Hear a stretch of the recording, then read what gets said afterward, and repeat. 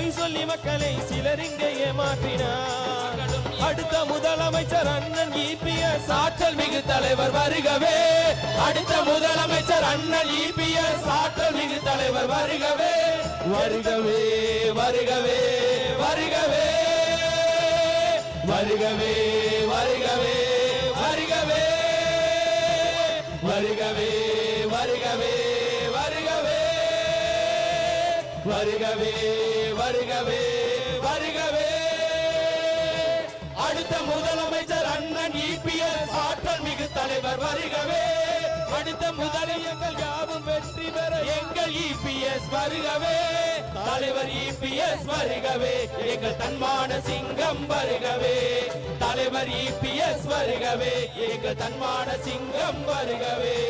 வருகவே வருகவே வருகவே வருகவே வருகவே வருகவே வருகவே வருகவே. இதோ அரங்கம் நன்றி நன்றி நன்றி நன்றி நன்றி நன்றி. சகோதரிகளாம் வாழ்த்துக்கள். ஒரு வாழ்த்து சொல்லிட்டு போயிடுங்க. ஒரே ஒரு வாழ்த்து சொல்லிட்டு அப்படியே கிளம்புங்க. நன்றி. அப்புறம் உட்கார், நான் சொல்கிறேன். நான் சொன்னதுக்கப்புறம் உட்காரு உட்காரு. தம்பி மேடையில் யாரும் எழுந்திருக்கோண்ணா பெரியவரா உட்காரு. நன்றி வாழ்த்துக்கள். நன்றி நன்றி. அப்படியே அப்படியே அப்படியே அப்படியே அப்படியே அப்படியே. தம்பி இங்கே வச்சுக்கிறேன். இங்கே வைங்க தம்பி. அங்கே வைக்கணும் தம்பி. டேய் அந்த மொழி வைக்க இங்கேயே வைப்பீங்களாடா? இது அங்கேயா இங்கேயா?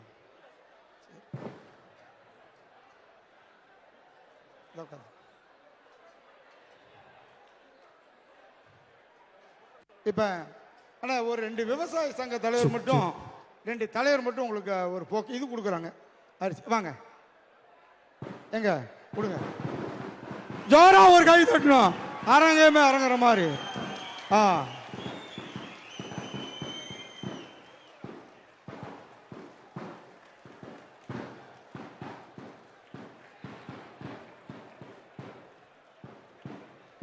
போதும். அப்புறமேட்டு சால் கொடுக்கலாம். உட்காருங்க உட்காருங்க உட்காருங்க தம்பி. எல்லாம் போதும். உட்காருங்க அப்புறம் கொடுக்கலாம். உட்காரு. சொன்னா புரிஞ்சிக்க மாட்டேன். உட்காரு அண்ணா. உட்காரு அண்ணா உட்காரு.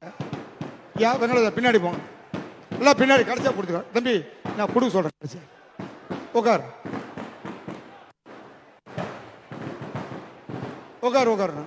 தம்பி உட்காரு. ஜோரா வருங்கால முதலமைச்சர் எடப்பாடியார்.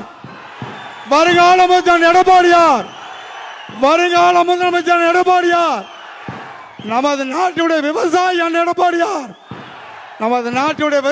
எடப்பாடியார். நன்றி நன்றி. 1 மணி நேரம் தான் ப்ரோக்ராம். அண்ணன் பேசுவார்.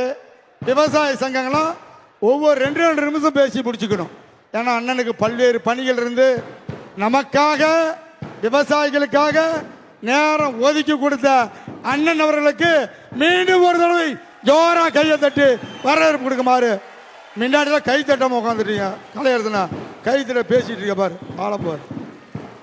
வாழ்த்துக்கள்.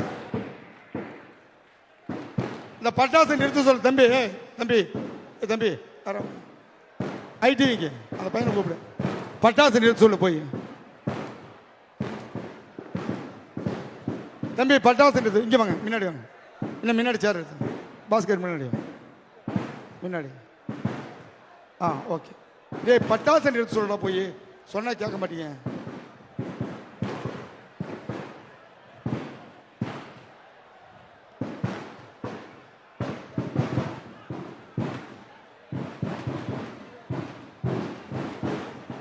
தம்பி நீங்க நவரு செல்வம். நான் அவங்க மறைக்குது பாரு. எல்லாத்தையும் உட்காரு தம்பி. அல்லது உட்கார வை. செல்வம் சேர் போட்டு உட்காரு. ஒன்றினா உட்காரு. பட்டாசு நிறுத்த சொல்றா தம்பி. போடா.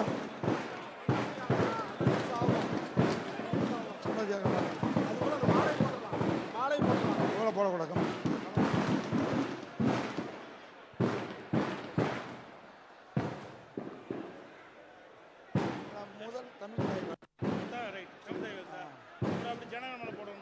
ஆமாம் கடைசியாக போட்டுருவோம். வச்சிருக்கீங்களா? வச்சிருக்காங்க. கரெக்டா எடுக்குதே இல்லையடா? எடுக்கா போயிருப்போம்.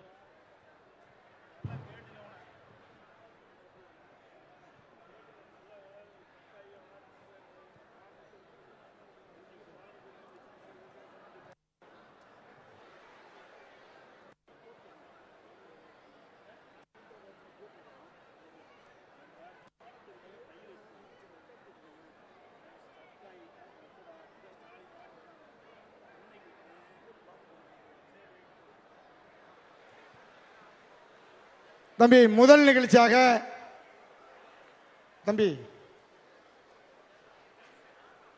நிகழ்ச்சியாக விவசாயிகளுடைய மிகப்பெரிய பாராட்டு கூட்டத்தை ஏற்பாடு செய்திருக்காங்க. அதனால் முதல் நிகழ்ச்சியாக தமிழ் தாய் வாழ்த்து.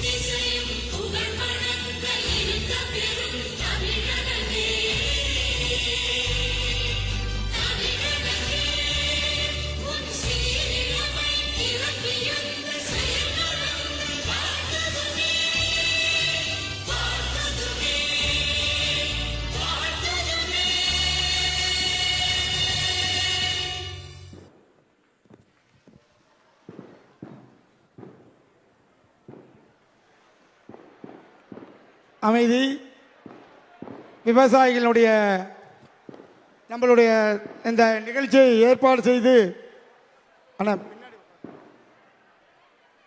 நிகழ்ச்சியை ஏற்பாடு செய்திருக்கின்ற நம்மளுடைய விவசாய சங்கத்துடைய தலைவர் மரியாதைக்குரிய அருமை அண்ணன் தம்பையா அவர்கள் தலைமையேற்று அருமை அண்ணன் வரவேற்புரை தலைவர் காவிரி உபரிநீர் நடவடிக்கை குழு எங்களோடு சேர்ந்து விவசாயிகளை அவர்களே அழைத்து வந்து அண்ணனுக்கு பாராட்ட வேண்டிய நோக்கத்தோடு ஒரு நல்ல வல்லம் படுத்தவர் அண்ணன் வேலன் அவர்கள் வரவேற்புரையாற்றுமாறு உங்கள் அன்போடு கேட்டுக்கிறேன். இங்கே அங்கே போய் வரவேற்று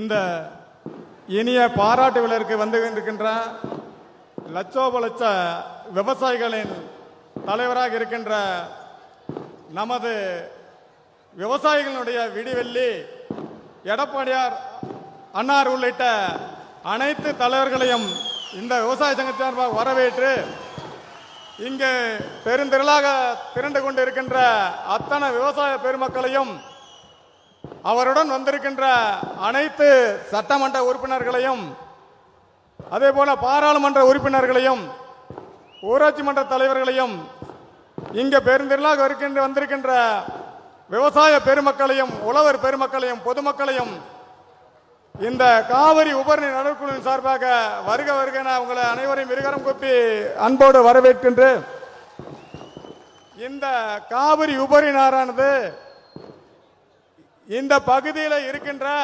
மேட்டூர் அணை நமது சேலம் மாவட்டத்திலே கட்டப்பட்டு இன்னைக்கு 90 ஆண்டுகள் கிட்டத்தட்ட ஆகின்றது. இந்த 90 ஆண்டுகளாக எத்தனையோ முதலமைச்சர்கள் வந்தாங்க, எத்தனையோ தலைவர்கள் வந்தாங்க.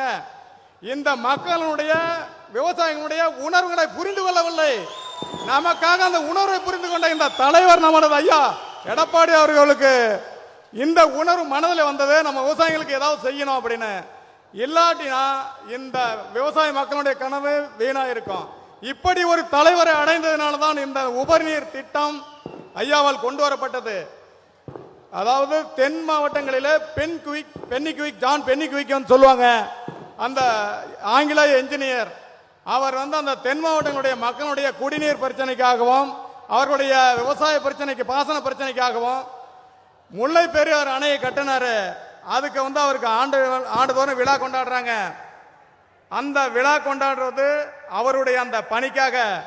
நம்மளுடைய ஐயா அவர்கள் நம்ம பகுதியில் இந்த மேட்டூர் அணையை கட்டுறதுக்கு பல லட்சம் ஏக்கர் விவசாய நிலங்களை இழந்து பல லட்சம் குடியிருப்புகளை காலி செய்து அந்த தண்ணீர் தேங்கும் இடத்தையும் அணை கட்டும் இடத்தையும் கொடுத்து நம்மளுடைய பகுதியை சேர்ந்த அந்த விவசாய பெருமக்கள் எல்லாம் அவர்களுடைய உழைப்பால் உருவாக்கப்பட்ட அந்த மேட்டூர் அணை இதில் வந்து நமக்கு தண்ணீர் இல்லைன்னா யார் கொண்டு போறது?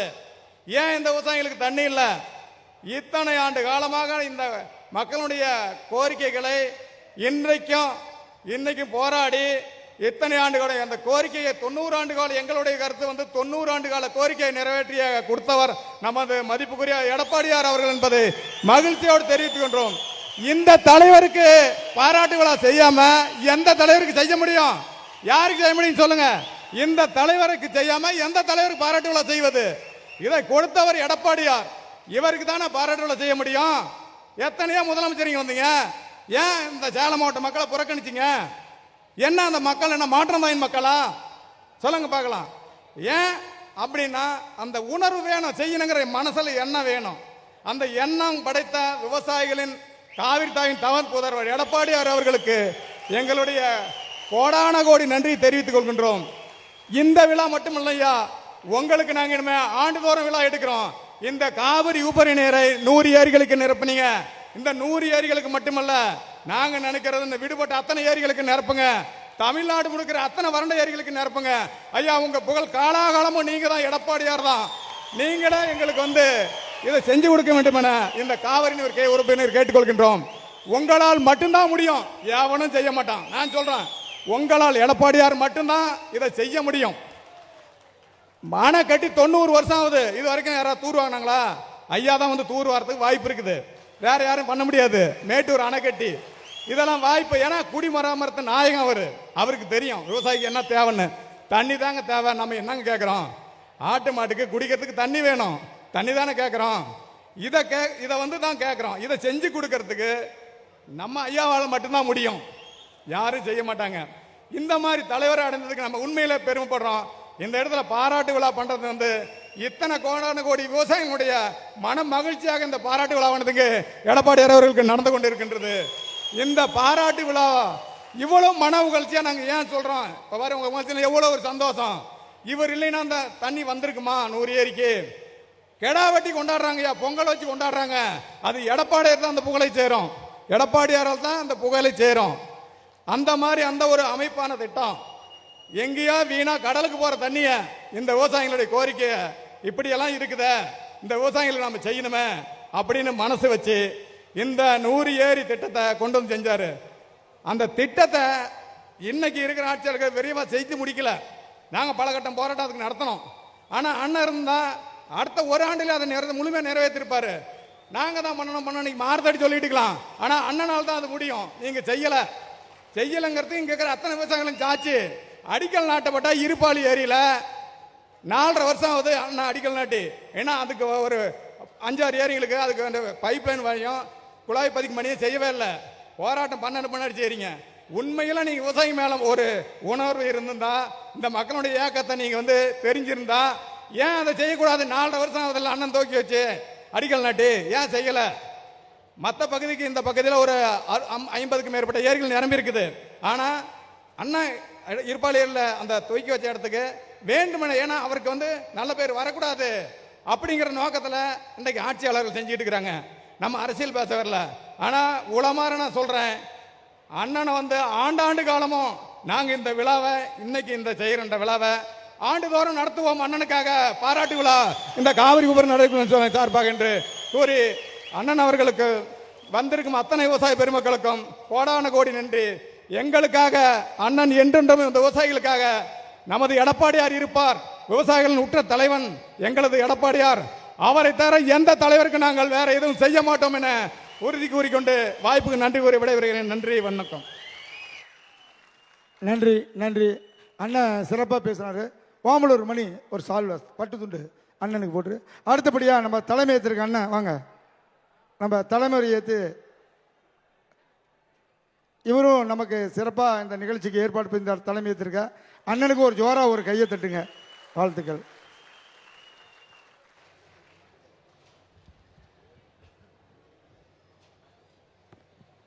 விழாவின் நாயகன் எடப்பாடியார் அவர்களை வணங்கி அவருக்கு பாராட்டுரை வாழ்த்துரை வழங்க வந்திருக்கும் அனைத்து விவசாய சங்க பிரதிநிதிகளுக்கும் விவசாயிகளுக்கும் உழவர்களுக்கும் காவிரி உபரிநீர் நடவடிக்கை குழு மற்றும் அனைத்து விவசாயிகள் சங்கம் சார்பாக எனது பணிவான வணக்கத்தினை தெரிவித்துக் கொள்கிறேன். இந்த திட்டம்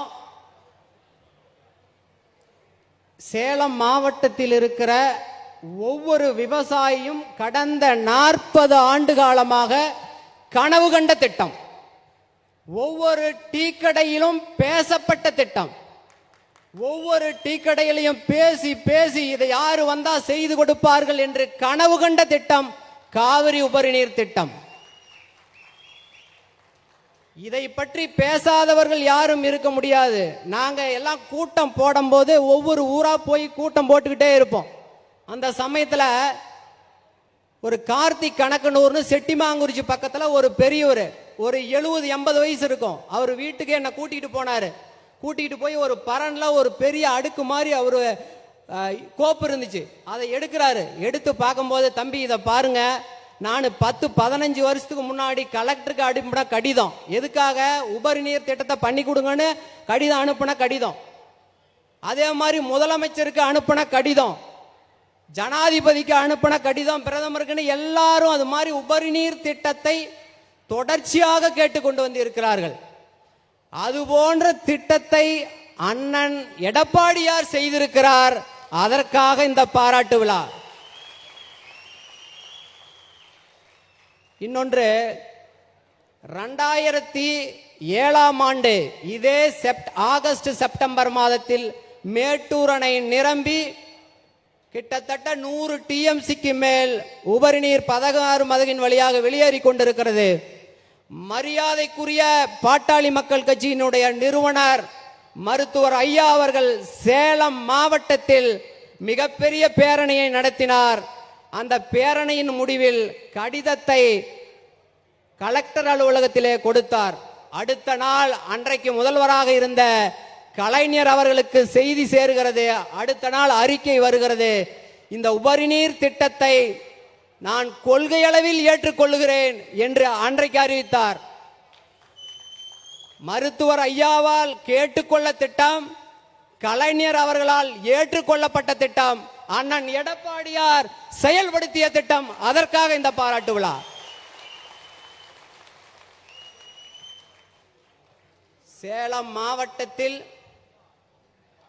எல்லா கட்சிகளும், இந்த பகுதியில் உள்ள எல்லா கட்சிகளுடைய தேர்தல் அறிக்கையிலும் காவிரி உபரிநீர் திட்டம் வந்து கொண்டே இருக்கும். எல்லா திட்டங்களும் இப்படி ஒட்டுமொத்த விவசாயிகளுடைய மனசாட்சியாக இருந்து அந்த திட்டத்தை செயல்படுத்தியவர் எடப்பாடியார் அவர்கள். இன்னொன்று நண்பர்களே, இந்த திட்டம் என்பது தமிழகத்தில் நிறைவேற்றப்பட்ட முதல் நீரேற்று பாசன திட்டம். This is the first lift irrigation project in Tamil Nadu. அதற்கு அடுத்த அவினாசி அத்திக்கடவு திட்டம். இப்பொழுது தமிழ்நாடு அரசு என்ன செய்திருக்கிறது என்றால், இது ரெண்டுமே அணையிலிருந்து மேடான பகுதிகளுக்கு மோட்டார் மூலமாக தண்ணீரை எடுத்து செல்லுகிற பம்பிங் திட்டம். இன்றைக்கு என்ன நடந்து கொண்டது என்றால், தமிழ்நாடு அரசு தற்பொழுது இதுக்கு மேல் எந்த விதமான பம்பிங் திட்டமும் செயல்படுத்த கூடாது என்று அரசாணை வெளியிட்டிருக்கிறது. ஆனால் இன்றைக்கு மேலாண்மையில், அதாவது நீர் மேலாண்மையில் பம்பிங் ஸ்கீமை தவிர வேற எந்த ஸ்கீமும் சரியாக இருக்காது. அதை சரியாக உணர்ந்து நீர் மேலாண்மையில் ஒரு புரட்சியை ஏற்படுத்தியவர் எடப்பாடியார் அவர்கள். ஆனால் வெறும் மின்சாரம் செலவாகிறது, அதை எங்களால் கட்ட முடியவில்லை. இதற்கு மேல் நீர்வளத்துறை இது போன்ற செயல் திட்டங்களை செய்யக்கூடாது என்று அறிவித்திருப்பது விவசாயிகளுடைய எதிர்காலத்திற்கு நல்லதல்ல. நீர் மேலாண்மையில் நாம் 50 ஆண்டு காலம் பின்னுக்கு போக வரும் என்று இந்த நேரத்தில் நான் சொல்லக்கொள்ள கடமைப்பட்டிருக்கிறேன். அதற்கு ஒரே தீர்வு அண்ணன் இந்த நீர் மேலாண்மையில் ஏற்படுத்துகிற புரட்சிகரமான திட்டங்களை வருங்காலங்களில் செய்ய வேண்டும் என்று அனைத்து விவசாயிகளும் விரும்புகிறார்கள். அதுதான் நிதர்சனம். நண்பர்களே, அண்ணன் இந்த திட்டத்தை, எனக்கும் அண்ணனுக்கும் நெருங்கிய இந்த திட்டத்துக்கும் எனக்கு ஒரு பாண்டிங் இருக்குது. ஒவ்வொரு அங்குலமாக இந்த திட்டத்தை நான் நோக்கியவன். நண்பர்களே, 2016ஆம் ஆண்டு தேர்தல் நேரம் எல்லா கட்சிகளும் இந்த காவிரி உபரிநீர் திட்டத்தை அறிவித்தார்கள். அதே போல அண்ணன் எடப்பாடியார் இருப்பாளி எடப்பாடி தொகுதியில் இருப்பாளி பக்கத்தில் அந்த இருப்பாளி ஊருக்கு போகிற பொழுது அங்க இருக்கக்கூடிய விவசாயிகள், அண்ணா இந்த திட்டத்தை எங்களுக்கு செயல்படுத்தி கொடுங்கள் என்று கடிதம் அளிக்கிறார்கள். நண்பர்களே, நான் கண்டிப்பாக சட்டமன்ற உறுப்பினராக தேர்ந்தெடுக்கப்பட்டால் இந்த திட்டத்தை நான் செயல்படுத்தி காட்டுவேன் என்று அன்றைக்கு வாக்குறுதி அளித்தார். யாருடைய புண்ணியமோ தெரியவில்லை, இயற்கையை அன்னையின் புண்ணியமோ தெரியவில்லை. அவர் கேட்டது மாதிரி இந்த திட்டத்தை எந்த துறை செயல்படுத்துமோ அந்த துறைக்கே தலைவரானார் எடப்பாடியார் அவர்கள். எடப்பாடியார் பொதுப்பணித்துறை 2016இல் ஆனார். 2016ஆம் ஆண்டு ஆகஸ்ட் மாதம் சட்டமன்ற கூட்டத்தொடர், ஆகஸ்ட் 4 அல்லது 5 என்று நினைக்கிறேன், சட்டமன்றத்தில் காவிரி உபரிநீர் திட்டத்தை செயல்படுத்துவோம், அதற்காக நிதி ஒதுக்கியாகிவிட்டது என்று அறிவித்தார். நண்பர்களே, விவசாயிகளே, அதற்கு பிறகு அவர் செய்த செயல், நாங்கள் இங்கிருந்து பொதுப்பணித்துறை அதிகாரிகளுக்கு தொடர்பு கொண்டு போனில் இந்த திட்டம் எப்படி போய்கிட்டு இருக்குது அப்படின்னு நாங்கள் கேட்போம். அப்பொழுது அங்க இருக்கக்கூடிய பொதுப்பணித்துறை அதிகாரிகள் சொல்லுவார்கள், அண்ணன் இந்த திட்டத்திலே மிக உறுதியாக இருக்கிறார். ஒவ்வொரு முறை ஒவ்வொரு வாரமும் பொதுப்பணித்துறை அதிகாரிகளை கூப்பிட்டு, என்னாச்சு அந்த திட்டம், என்னாச்சு, என்னப்பா பண்ணிக்கிட்டு இருக்கிறீங்க, பண்றீங்களா இல்லையா, என்ன தொடர்ச்சியாக கேட்டுக்கொண்டதன் விளைவாக 2019ஆம் ஆண்டு 4/3/2019ஆம் ஆண்டு இருப்பாளியில் இந்த திட்டத்திற்கான அடிக்கல்லை நாட்டினார். அன்றைக்கு இரவு அதிகாலை 2 மணி இருக்கும். நானும் காவிரி உபரிநீர் நடவடிக்கைகளுடைய நங்கவள்ளி ஒன்றிய செயலாளர் சீனிவாசன் அவர்களும் அண்ணனுக்கு சுவரொட்டி ஒட்டி கொண்டிருந்தோம். இந்த அடிக்கல் நாட்டு திட்ட விழாவிற்கு வருகை தந்த அண்ணன் எடப்பாடியார் அவர்களே வருக வருக என சுவரொட்டி ஒட்டி கொண்டிருந்தோம். அதிகாலை 3 மணி. என்னுடைய கைகளில் பசை ஒட்டி கொண்டிருந்தது. அண்ணனுக்கு பசையை தடவி அதை திருப்பி இந்த பக்கம் அப்படியே ஒட்டினேன். அண்ணன் அழகான முகத்தில் அப்படியே சிரிச்சுக்கிட்டு இருந்தாரு. பக்கத்தில் களைப்பில் இருந்த சீனிவாசன் சிரிக்கிறாரு. அவருக்கு காரணம் எனக்கு புரியல. என்னடா காரணம் புரியல அப்படின்ட்டு, என்னத்துக்கு சிரிக்கிறேன்னு நான் கேட்குறேன். ஏன் வாதியார, நீ தொடர்ச்சியாக இந்த திட்டத்தை அண்ணன் செய்து கொடுக்க மறுக்கிறார் என்று ஊரெல்லாம் பிரச்சாரம் செய்தீர். ஆனால் இன்றைக்கு உன்னுடைய கைகளாலே அவருக்கான நோட்டீஸை உன் கைகளாலே ஒட்ட வைத்து விட்டார். அதுதான் எடப்பாடியார் என்று அன்றைக்கு சொன்னார். அடுத்த நாள் காலை இருப்பாளி ஏரியிலே அடிக்கல் நாட்டு விழா. அண்ணன் விவசாயிகளுக்கு ஒன்றை செய்திருந்தார், எனக்கு புல்லரித்து விட்டது.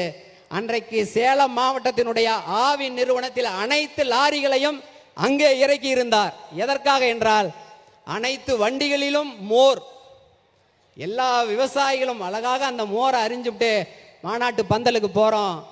அதுல ஒரே ஒரு நிகழ்ச்சியை நான் சொல்ல கடமைப்பட்டிருக்கிறேன். ஒன்றை சொன்னாரு, நான் முதலமைச்சரான பொழுது கூட இந்த சந்தோஷத்தை, இந்த மகிழ்ச்சியை நான் உணரவில்லை. ஆனால் இந்த திட்டத்திற்காக, காவிரி உபரிநீர் திட்டத்திற்காக அடிக்கல் நாட்டுகிற பொழுது என் மனம் மகிழ்கிறது, எனது வாழ்விற்கான பொருளை உணர்கிறேன் என்று அறிவித்தார். நண்பர்களே, அதுதான் விவசாயினுடைய உணர்வு, அதுதான் விவசாயினுடைய ஒரு உணர்ச்சி என்பதை அன்றைக்கு வெளிப்படுத்தினார். அதன் மட்டுமா, அதற்கு மேல் வழக்கு மேல் வழக்கு, வழக்கு மேல் வழக்கு.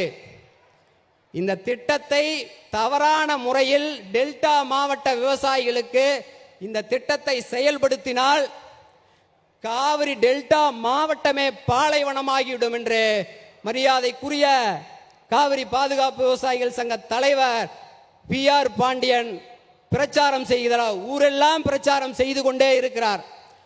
செய்தியில சேலம் மாவட்ட செய்தியிலேயே வரும். ஒவ்வொரு முறை செய்தி வருகிற பொழுதும் என்னுடைய மறுப்பு செய்தியை அவருக்கு கொடுக்கும். டெல்டா மாவட்ட விவசாயிகளுக்கு கடுகளவு கூட பாதிப்பை ஏற்படுத்தாத திட்டம். ஏனென்றால் காவிரி உபரிநீர் திட்டத்திற்கு வருடத்திற்கு இந்த திட்டத்திற்கு ஆகும் செலவு, இந்த தண்ணீர் செலவு 0.555 TMC தண்ணீர். அதாவது மேட்டூர் அணையிலிருந்து 12,000 கனஅடி தண்ணீர் திறந்து விட்டால் வெறும் 12 மணி நேரத்தில் எடுத்து விடுகிற தண்ணீர் தான் இந்த திட்டத்திற்காக ஒரு வருடத்திற்கு ஆகும் தண்ணீருடைய அளவு. நான் சொல்ல வேண்டும் என்றால் ஒரு ஆற்றிலே ஒரு பானை தண்ணீர் முழுவது போல் அதை எடுப்பது போல் அவ்வளவுதான் இந்த திட்டம் அப்படின்னு தொடர்ச்சியாக சொல்லி பார்த்தாகிவிட்டது. அங்க இருக்கக்கூடிய விவசாயிகள் எதிர்ப்பு, எவ்வளவு எதிர்ப்பை இதை சந்தித்து இந்த திட்டத்தை செயல்படுத்தி இருக்கிறார் என்பது மிகப்பெரிய ஒரு சாதனை என்று சொல்லலாம்.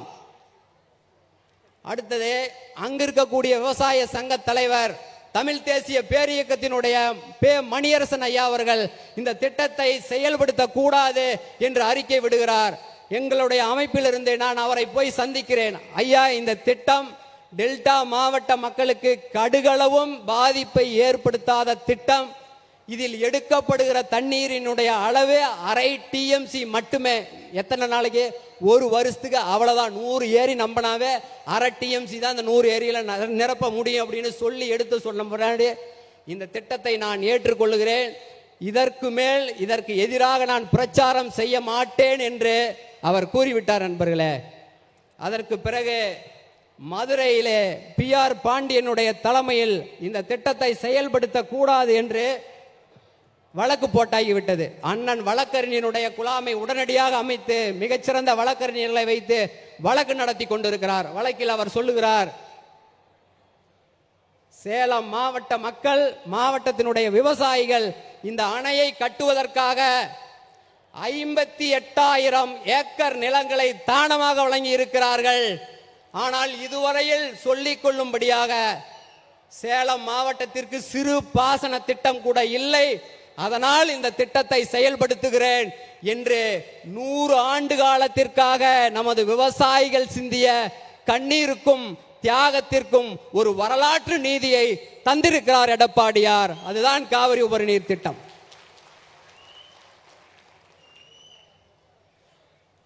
அதற்கு மேல் இன்னொன்று, ஒரு முக்கியமான இதை எவ்வளவு தொழில்நுட்பமா அதை வேலை செஞ்சிருக்கிறாரு அப்படின்றது உங்களுக்கு யாருக்கும் தெரியாது. இந்த திட்டத்தினுடைய பேரு காவிரி வெள்ள உபரிநீர் நீரேற்று திட்டம். ஏன் இந்த வெள்ள உபரிநீர் அவர் போடுறாரு அப்படின்னா, நாங்க இந்த தண்ணியை எல்லா நேரத்திலையும் எடுக்கிறதில்ல. மழை வருகிற பொழுது, அணையில் நிரம்பி போகிற பொழுது, அதிகமான தண்ணீர் வருகிற பொழுது ஒரு 20 to 30 நாளைக்கு மட்டுமே நாங்கள் எடுத்து கொள்கிறோம்.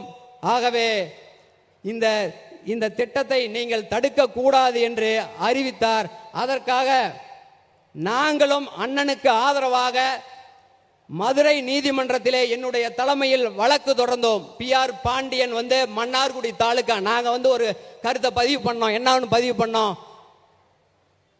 Mannargudi Taluka is under the jurisdiction of Madras High Court, not Madurai High Court. So he cannot proceed the case with the court. நீதிபதி கிட்ட நாங்க கேட்டோம். The case was disposed. அந்த கேஸ் ஒண்ணுமில்லாத ஆகி போயிடுச்சு. ஏன்னா திருவாரூர் டிஸ்ட்ரிக்ட் அங்க இருக்கக்கூடிய மக்கள் பொதுநல வழக்கு போட வேண்டும் என்றால் சென்னைக்கு போக வேண்டும். ஆனால் இவருக்கு ஏமாற்றும் விதமாக மதுரைக்கு போனார். அதை எதிர்த்து நாங்கள் வழக்கு நடத்தி அண்ணனுக்கு உறுதுணையாக இருந்தோம் என்பதை இந்த நேரத்தில் விவசாயிகளுக்கு சொல்லிக்கொள்ள கடமைப்பட்டிருக்கிறேன். இந்த திட்டத்தில் இன்னொரு மேலாண்மையில் ரொம்ப நுணுக்கமா பண்ணிக்கிறார். கிட்டத்தட்ட 100 கிலோமீட்டர் அளவிற்கு இயற்கையாக இருக்கக்கூடிய கால்வாய்களை பயன்படுத்தி இருக்கிறார். ஏற்கனவே 100-150 கிலோமீட்டருக்கு இயற்கையான கால்வாய் இருக்குது. ஒரு 8 கிலோமீட்டருக்கு தண்ணி எடுத்து விட்டுட்டா இங்க இருக்கக்கூடிய எம் காளிப்பட்டி ஏரி நிரம்பி அந்தாண்ட ராயப்பன் ஏரி, குட்டப்பட்டி, தொலசம்பட்டி, மானாத்தாளு, பெரியாரிப்பட்டி, தாரமங்கலம், பாப்பம்பாடி, சின்னப்பம்பட்டி, தாதாபுரம், மணிகாரம்பாளையம், புதுப்பாளையம், வேம்பனேரி என்று தொடர்ச்சியாக அது போய் மறுபடியும் காவிரியில் கலக்கிறது நண்பர்களே. இதற்கு இந்த இடத்திலிருந்து மற்ற அனைத்து இடங்களுக்கும் பம்பிங் கிடையாது. அது நேரடியாக இயற்கையான கால்வாயின் வழியாக பாய்ந்து 100 கிலோமீட்டர் இயற்கையான கால்வாய் பகுதிகளை பயன்படுத்தி இருக்கிறார் நண்பர்களே எடப்பாடியார். ஒரு முறை 2 மாதத்திற்கு முன்பாக நங்கவள்ளி ஏரியிலே தண்ணீர் வருகிறது. இந்த உபரி நீர் திட்டத்தின் மூலமாக தண்ணீர் எடுத்து விடுகிறார். அப்பொழுது அண்ணனுடைய தீவிர விசுவாசிகள் அங்க இருந்து கொண்டு நங்கவள்ளி சேர்மேன் அந்த அம்மானுடைய தலைமையில் ஒரு 2-3 பேர் அங்க வந்து நின்றுட்டு இருக்கிறாங்க. அந்த தண்ணி வந்து கொட்டுது. அண்ணனுடைய படத்தை வச்சு இங்க வந்து கொண்டாடுறாங்க. அண்ணன் வாழ்க என்று கோஷமிடுகிறார்கள். மற்ற எதிர்க்கட்சி நண்பர்கள் அவத்துல நின்று அண்ணனுடைய படத்தை வைக்க கூடாது, இவர் படத்தை எதுக்கு இங்கு வைத்திருக்கிறீர்கள் என்று சண்டையிடுகிறார்கள். நான் மேல இருந்து கீழே வந்தேன். நான் சொன்னேன், எடப்பாடியார் படத்தை வைக்காமல் வேறு யார் படத்தை வைத்து இந்த இடத்திலே கொண்டாட முடியும்? அவர்தான் 100% அல்ல 200% அவர்தான் காரணம் என்று உறக்க சொல்லிவிட்டு வந்தவன். ஒரே ஒரு நிமிஷம், நீட் தேர்வு பற்றி இன்னொன்று நண்பர்களே, நான் கல்வித்துறையை சார்ந்தவன் என்கிற முறையில் இந்த நீட் தேர்வை பத்தி ஒரே ஒரு சின்ன கருத்து, அண்ணனுக்கு இது ஓவாத கூட இருக்கலாம், ஏன்னா நான் சொல்லலாம் யாரும் சொல்ல முடியாது. அதில் ஒரு செய்தி வந்திருக்கு. என்னுடைய நண்பர் மாணிக்கம் அப்படின்ட்டு, நாங்கள் ஜலகண்டாபுரத்துலேருந்து டீ குடிக்கிறதுக்கு நங்கவள்ளி ஒரு நாள் வந்திருந்தோம். அவர் சொல்கிறாரு, ஜலகண்டாபுரம் ஆண்கள் மேல்நிலை பள்ளியில் 3 பசங்க மருத்துவ மாணவர்கள் அரசு பள்ளிக்கு சேர்ந்து போயிட்டாங்க. அடுத்தது பெண்கள் மேல்நிலை பள்ளியிலையும் தேர்வாகி மருத்துவக் கல்லூரி படிக்கிறாங்க. அடுத்தது வனவாசி மேல்நிலை பள்ளி, அதுலேயும் 3 பேர். அடுத்தது வனவாசி பெண்கள் மேல்நிலை பள்ளி, அதுலேயும் 3 பேர். அப்புறம் அவர் என்னகிட்ட கேட்டார், ஏவாதியாரா ஒவ்வொரு பள்ளிகளுக்கும் இந்த மருத்துவ சீட்டை பிரித்து எடுத்துக்குவீங்களா அப்படின்னு அவர் சொன்னார். அவர் சொன்னது சாதாரணமல்ல. அவருடைய மகன் வந்து சைனாவில் மருத்துவம் முடித்து விட்டு வீட்டுக்கு வந்து விட்டார். அவருடைய செலவு பண்ண தொகை மட்டும் 1 கோடி ரூபாய் தன்னுடைய வாழ்நாள் உழைப்பை செலுத்தி அதை முடிக்க வச்சிருக்கிறார். அவர் சொல்றாரு, எவ்வளவு பெரிய திட்டம் என்பது. இந்த 3 பேர் 2 பேர் எல்லா ஸ்கூல்லையும் இன்றைக்கு மருத்துவ மாணவர்கள் செல்கிறார்கள் என்றால் அதற்கு எடப்பாடியார் அவர்கள் காரணம். 7.5% இட ஒதுக்கீடு நண்பர்களே. அதற்கு முன்னாடி என்ன நிலைமைன்னு இருந்துச்சுன்னா உங்களுக்கு தெரியும். நீட் தேர்வு வந்ததனால் இல்ல, நீட் தேர்வு வந்ததற்கு பிறகு அதை எதிர்கொள்வதற்கு அவர் போடப்பட்ட 7.5 சட்டம் தான் அந்த மாணவர்களுக்கு அந்த சீட்டை உறுதி செய்தது நண்பரு. அதற்கு முன்பாக தமிழ்நாட்டினுடைய நிலையை நன்றி நன்றி. ஒரே ஒரு நிமிஷம் ஒரே ஒரு நிமிஷம். ஏர்போர்ட் அடந்த நளினி சிதம்பரம் அவர்கள் உச்ச நீதிமன்றத்திலே ஒரு வழக்கு போடுகிறார். என்ன வழக்கு என்றால் 85% மருத்துவ மாணவர்கள் இடஒதுக்கீடு செல்லாது என்று அதுக்கு ஒரு காரணத்தை சொல்லுகிறார். கடந்த 10 வருஷமா, அதாவது 2006 இருந்து 2017 வரைக்கும் 10 வருஷமா அரசு பள்ளிகளில் இருந்து மருத்துவம் சேர்ந்த அரசு பள்ளி மாணவர்களுடைய எண்ணிக்கை 340, வெறும் 340. ஆனால் இன்றைக்கு 7.5% வந்ததற்கு பிறகு எவ்வளவு என்றால் ஒரு வருடத்திற்கு 400 அரசு பள்ளி மாணவர்கள் இன்றைக்கு 7.5% போய் கொண்டிருக்கிறார்கள். ஒரு சாதாரண ஏழை எளிய மக்களினுடைய மருத்துவ கனவை நனவாக்கியவர். அது 7% இல்லை என்றால் இந்நேரம் அரசு பள்ளியிலே யாரும் சேரக்கூடாத ஒரு நிலைமை ஏற்பட்டு இருக்கும். அதை அந்த 7% கொடுத்து காப்பாற்றியவர் அண்ணன் எடப்பாடியார். நன்றி நன்றி நன்றி. ஆனா இன்னும் ஒன்னே ஏன்னா எப்படின்னா பாராட்டு விழா அப்படின்றது இன்னைக்கு நாம ஏன்னா விவசாயிகளும் பேசிட்டு தான் இருப்பாங்க, அது மாறுபட்ட கருத்து இல்லை. ஒரே நிமிஷம் முடிச்சுக்கங்க. நன்றி நன்றி. ஆனா அந்த பாராட்டு விழா இன்னைக்கு நாம கூடி அப்படியே கிளஞ்சு போயிடுறோம், அப்படி இல்லை. இது என்னன்னைக்கெல்லாம் இந்த பாராட்டு விழா நடக்கும் என்பதை நான் சொல்லுகிறேன். இந்த தண்ணி இங்க எம் காளிப்பட்டிக்கு வருது, அப்படியே அதை தொடர்ச்சியா போய் பல ஊர்களில் சென்று போவது. நங்கவள்ளி ஏரிக்கு வருது. நங்கவள்ளி ஏரியிலேருந்து வனவாசி ஏரி, அடுத்து சூரப்பள்ளி, அடுத்து குப்பம்பட்டி, அடுத்து செட்டிமாங்குறிச்சி, தாதாபுரம், இப்படி எல்லாம் போய் அங்கே கலக்குது. என்றைக்கெல்லாம் தண்ணீர் வருகிறதோ அன்றைக்கு அந்த பகுதியில் இருக்கக்கூடிய ஏராளமான விவசாயிகள் அந்த பகுதிகளிலே செல்வார்கள். யாராவது மாடு பிடிச்சிக்கிட்டு அப்படியே போவாங்க. போகும்போது அந்த மாடு அந்த தண்ணிக்கு அந்த கால்வாயில் அண்ணா எடுத்துருக்கிற அந்த காவிரி தாய் அதில் போய்கிட்டு இருக்கும். தண்ணி குடிக்கிறதுக்கு அந்த மாடு எத்தனைக்கும் அது மாடு தண்ணி குடிச்சிக்கிட்டு இருக்கும்போது கொஞ்ச நேரம் நிற்பார். அதில் அந்த விவசாயினுடைய முகம் அந்த தண்ணீரில் தெரியும். அப்போ தெரிகிற பொழுது அவருக்கு ஒரு கணம் அவருடைய படம் அதில் தெரிகிறது. அண்ணனுடைய முகம் வந்து போகும். நண்பர்களே, எப்பொழுதெல்லாம் இந்த மண் உள்ளவரை அண்ணனுடைய பாராட்டு அந்த மக்கள் மனதிலே இருந்து கொண்டே இருக்கும் என்பதை சொல்லி வாய்ப்புக்கு நன்றி, வணக்கம். நன்றி நன்றி நன்றி. 20 நிமிஷம் பேசிட்டார்ப்பா தலைவர். வாழ்த்துக்கள். நம்ம எம்பி நாடாளுமன்ற உறுப்பினர் தம்பிக்கு ஒரு சால்வு போடுங்க. அடுத்தது ஜோரா கை தட்டுங்க. விவசாயியின் வெடிவள்ளி அண்ணன் எடப்பாடியார், அண்ணன் எடப்பாடியார், அண்ணன் எடப்பாடியார், வருங்கால முதலமைச்சர் எடப்பாடியார். நன்றி. நேரத்தை அருமை கருதி அனைத்து விவசாயிகளுக்கும் என்னுடைய வணக்கத்தையும் நன்றியும் தெரிவித்து அண்ணன் செல்ல காரணத்தால் இறுதியாக அண்ணன் இப்பொழுது கருத்து ஜோரா ஒரு கைத்தட்டி வரவேற்பு கொடுங்க. வாழ்த்துக்கள் வாழ்த்துக்கள் வாழ்த்துக்கள்.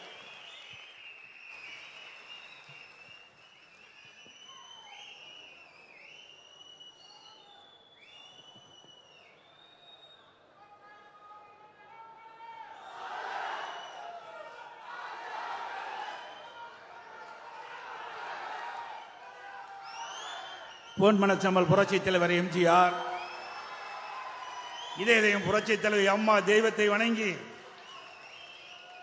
மிகச் சிறப்பாக எழுச்சியாக நடைபெற்றுக் கொண்டிருக்கின்ற விவசாயிகளுடைய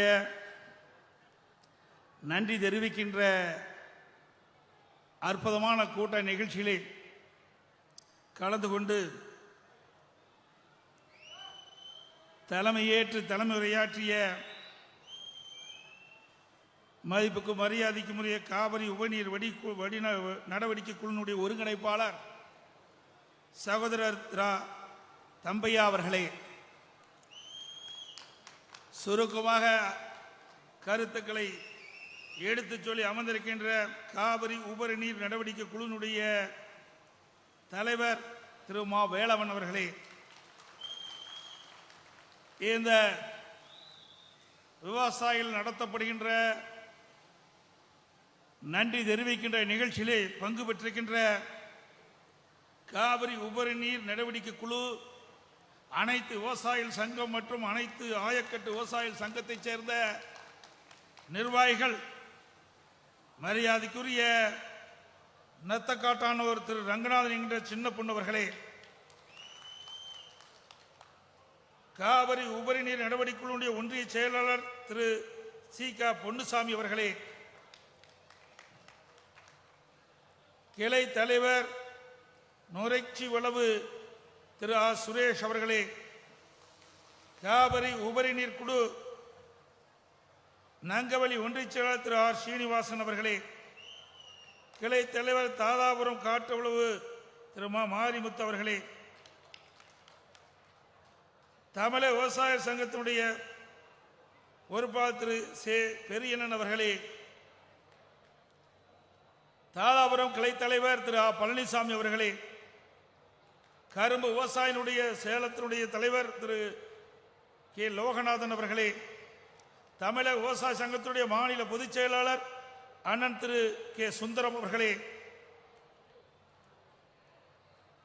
ஓமலூர் ஒன்றிய தலைவர் திரு மா. பாலசுப்ரமணியம் அவர்களே, எத்தனாய்க்கமலை கிளை தலைவர் திரு ஆ. துரைசாமி சேகர் அவர்களே, காவிரி உபரி நீர் நடவடிக்கை குழு மாவட்ட செயலாளர் திரு நடராஜன் அவர்களே, வழக்கறிஞர் திரு ராஜ் அவர்களே,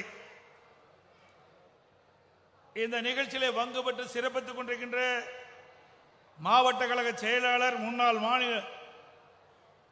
மாநில கூட்டுறவுடைய தலைவர் சகோதரர் திரு ஆர். இளங்கோவன் அவர்களே, நிகழ்ச்சியிலே பங்கு பெற்று சிறப்பித்துக் கொண்டிருக்கின்ற முன்னாள் அமைச்சர் சட்டப்பேரவை உறுப்பினர் அண்ணன் KP அன்பழகன் அவர்களே, முன்னாள் அமைச்சர் சட்டப்பேரவை உறுப்பினர் அறிவிச்சவர் திரு அக்ரி SS கிருஷ்ணமூர்த்தி அவர்களே, நாடாளுமன்ற உறுப்பினர் அறிவிச்சவர் சந்திரசேகரன் அவர்களே, சட்டமன்ற உறுப்பினர் அறிவிச்சவர் மணி அவர்களே, சட்டமன்ற உறுப்பினர் அறிவிச்சவர் சுந்தரராஜன் அவர்களே, சட்டமன்ற உறுப்பினர் சகோதரர் பாலசுப்ரமணியம் அவர்களே, சட்டமன்ற உறுப்பினர் திரு கோவிந்தசாமி அவர்களே, சட்டமன்ற உறுப்பினர் அறிவிச்சர் ஜெயசங்கரன் அவர்களே, சட்டமன்ற உறுப்பினர் திரு நல்லதீப் அவர்களே, சட்டமன்ற உறுப்பினர் திருமதி கு சித்ரா அவர்களே, முன்னாள் MLA சகோதரர் G வெங்கடாஜலம் அவர்களே, காவிரி உபநீர் நடவடிக்கை குழுவினுடைய பொறுப்பாளர் தாதாபுரம் திரு கு வேல் அவர்களே, மெய்யம்பலையம் சகோதரர் திரு சி மணி அவர்களே, பள்ளக்கானூர் திரு ராஜ் ஜெயவேல் அவர்களே மற்றும் இந்த நிகழ்ச்சியில் பங்கு பெற்று சிறப்பித்துக் கொண்டிருக்கின்ற முன்னாள் MLA சோதர் ராஜா அவர்களே, முன்னாள் MLA சோதர் வெற்றிவேல் அவர்களே, முன்னாள் MLA திருமதி மனோன்மணி அவர்களே, ITV மாநில செயலர் திரு ராஜ் சத்யன் அவர்களே, சபரிவளையத்தைச் சேர்ந்த உபரிநீர் நடவடிக்கை குழுவினுடைய பொறுப்பாளர் முன்னாள் தலைவர் திரு சி சித்தன் அவர்களே, கரிக்காப்பட்டி திரு அக்ரோ சக்தி அவர்களே, நத்தக்காட்டோன திரு சீனிவாச விஸ்வநாதன் அவர்களே, சேலம் மாவட்ட உழவர் மன்ற திரு S ஜெயராமன் அவர்களே, பஸ்டநதி பாசன ஆயக்கட்டு விவசாய சங்கத்தின் ஒருங்கிணைப்பாளர் திரு SP கணேசன் அவர்களே, காவிரி உபரிநீர் நடவடிக்கை குழு பொறுப்பாளர் மானத்தால் ஓலைப்பட்டி திரு மோகன் அவர்களே, காவிரி உபரிநீர் நடவடிக்கை குழு கன்னியாம்பட்டி காட்டு வட்டத்தைச் சேர்ந்த திரு ராஜா அவர்களே, கோனூர் கிழக்கு கிராம விவசாய சங்கத்தினுடைய பொறுப்பாளர் திரு கே காவிரி ஆனந்த் அவர்களே, நாச்சப்பட்டி சேர்ந்த திரு சி செல்வராஜ் அவர்களே மற்றும் இந்த நன்றி தெரிவிக்கின்ற அற்புதமான நிகழ்ச்சியில் பங்கு பெற்றிருக்கின்ற மேடையிலே வீட்டிருக்கின்ற விவசாய சங்கத்தின் சேர்ந்த நிர்வாகிகளே, வரி என்று சிறப்பித்துக் கொண்டிருக்கின்ற விவசாய பெருமக்களே, கழகத்திலே பல்வேறு பொறுப்புகளை வைக்கின்ற நிர்வாகிகளே, இந்த நிகழ்ச்சியிலே பங்கு பெற்று சிறப்பித்துக் கொண்டிருக்கின்ற பெரியோர்களே, தாய்மார்களே, மகளினை சேர்ந்த சகோதரிகளே, பத்திரிகையாளர்களே, ஊடக நண்பர்களே மற்றும் நன்றி உரை ஆற்றிருக்கின்ற செலவிடை திரு காளியா கோயில் நடராஜ் அவர்களே, அனைவருக்கும் என்னுடைய முதற்கண் நன்றி கலந்த வணக்கத்தை உறுத்தாக்குகின்றேன்.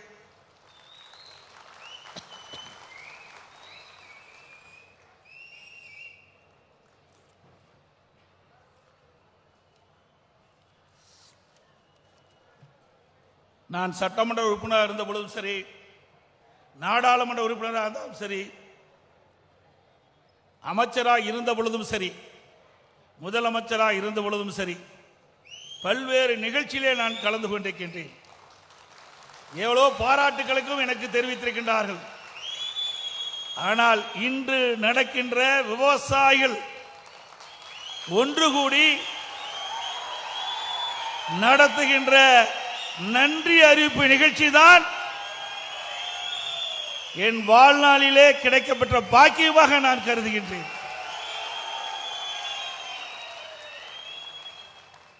நான் விவசாய குடும்பத்திலே பிறந்து விவசாய பணிகளை மேற்கொண்டவன். ஒரு விவசாயி தமிழகத்தினுடைய முதலமைச்சராக பொறுப்பேற்ற பிறகு இந்த பகுதியில் இருக்கின்ற விவசாய பெருமக்களுடைய நீண்ட நாள் கோரிக்கையை நிறைவேற்றுகின்ற விதமாக வறண்ட 100 ஏரிகளுக்கு நீர் நிரப்புகின்ற திட்டம் கிடைக்குமா கிடைக்காதா? எனக்கு முன்னாலே பேசியவர்கள்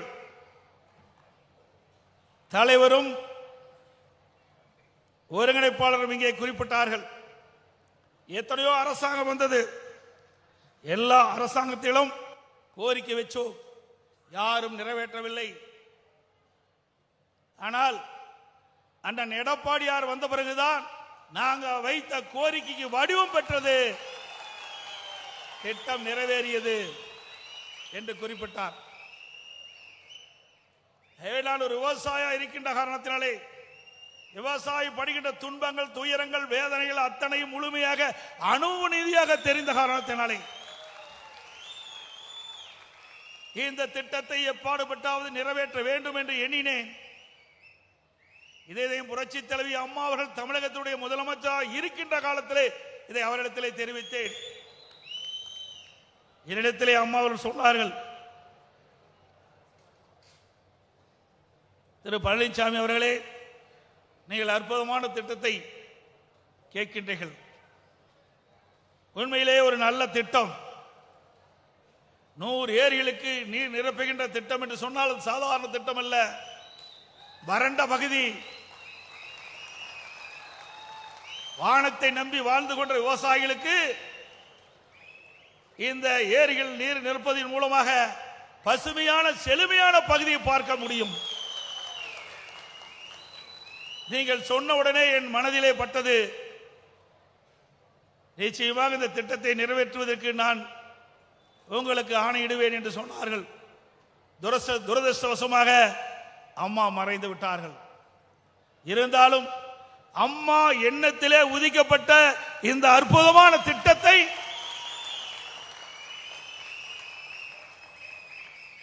நான் நிறைவேற்ற வேண்டும் என்று எண்ணினேன். உடனடியாக பொதுப்பணித்துறை அதிகாரிகளை அழைத்தேன். வேகமாக துரிதமாக நாம் செயல்பட வேண்டும் என்று சொன்னால் 4 சட்டமன்ற தொகுதிக்கு உட்பட்ட பகுதியிலே 100 ஏரிகள் இருக்கின்றன. மேட்டூர் சட்டமன்ற தொகுதி, ஓமலூர் சட்டமன்ற தொகுதி, சங்ககிரி சட்டமன்ற தொகுதி, எடப்பாடி சட்டமன்ற தொகுதி, 4 சட்டமன்ற தொகுதியில் இருக்கின்ற வறண்ட பகுதியில் இருக்கின்ற அந்த ஏரிகள் நீர் நிரப்புகின்ற திட்டம். கண்ணு கருத்தமாக செயல்படுங்கள், எந்த ஏரியும் விடுபடக்கூடாது என்று ஆணையிட்டேன். வேகமாக துரிதமாக செயல்படுவதற்கு அனைத்து வசதிகளும் அரசு செய்து கொடுக்கப்படும் என்ற உத்தரவாதத்தை அவர்களுக்கு அளித்தேன்.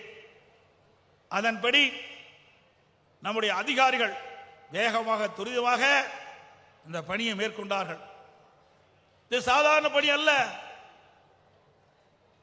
மேட்டூர் அணையிலிருந்து நீர் ஏற்றின் மூலமாக அந்த நீரை எடுத்து இந்த 4 சட்டமன்ற தொகுதியில் இருக்கின்ற 100 ஏரிகளுக்கு நீர் நிரப்பப்பட வேண்டும்.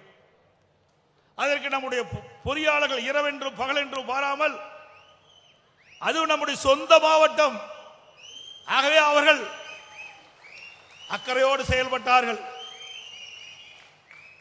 ஒவ்வொரு மாதமும் நான் அதிகாரிகளை அழைத்து பேசுவேன், எந்த அளவுக்கு இந்த திட்டம் நிறைவேற்றிக் கொண்டிருக்கின்றது. ஒவ்வொரு மாதத்திலும் இந்த 100 ஏரி திட்டத்திற்கு என்ன நடவடிக்கை மேற்கொண்டீர்கள் என்று அவ்வப்போது அதிகாரிகளை அழைத்து அழைத்து பேசி பேசி வேகப்படுத்தி துரிதப்படுத்தி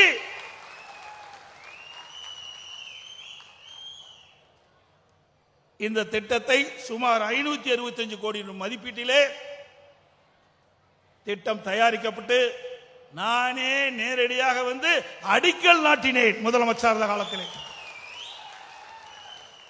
அடிக்கல் நாட்டியது மட்டுமல்ல, இந்த பணி வேகமாக துரிதமாக நடைபெற வேண்டும் என்ற எண்ணத்திற்காக அடிப்படையிலே ஒரு சிறந்த நிர்வாகத்திடத்திலே இதை ஒப்படைத்தோம். குறித்த காலத்திலே இந்த பணி முடிக்கப்பட வேண்டும் என்ற அடிப்படையிலே ஒப்பந்ததாரர் நியமிக்கப்பட்டார். நியமிக்கப்பட்டவுடன் அவரும் வேகமாக துரிதமாக செயல்பட்டார். இதே எம் காளிப்பட்டி பகுதியில் நானே நேரடியாக வந்து முதலாக இந்த திட்டத்தை துவக்க வைத்தேன். திட்டத்தை கொண்டு வந்ததும் நாம் தான், திட்டத்துக்கு அடிக்கல் நாட்டியதும் நாம தான், திட்டத்திற்கு நிதி ஒதுக்கீடு நாம தான். திட்டத்தை முதலாக முதற்கட்ட பணியை முடிக்கப்பட்டு முதலாக திட்டத்தை திறந்து வைத்ததும் அதிமுக அரசாங்கம் தான். யாரோ ஏதோ பேசுவார்கள், பேசுவது எளிது, செய்வது கடினம். இன்னும் சில ஏரிகள் விடுபட்டு விட்டதாக நம்முடைய விவசாய பெருமக்கள் தெரிவித்தார்கள். எங்கெங்கெல்லாம் இந்த 100 ஏரி திட்டத்திற்கு அருகிலே இருக்கின்ற ஏரிகள் விடுபட்டதிலோ அதையெல்லாம் அதிமுக அரசு வந்தவுடன் அந்த ஏரிகளுக்கும் நீர் நிரப்பப்படும்.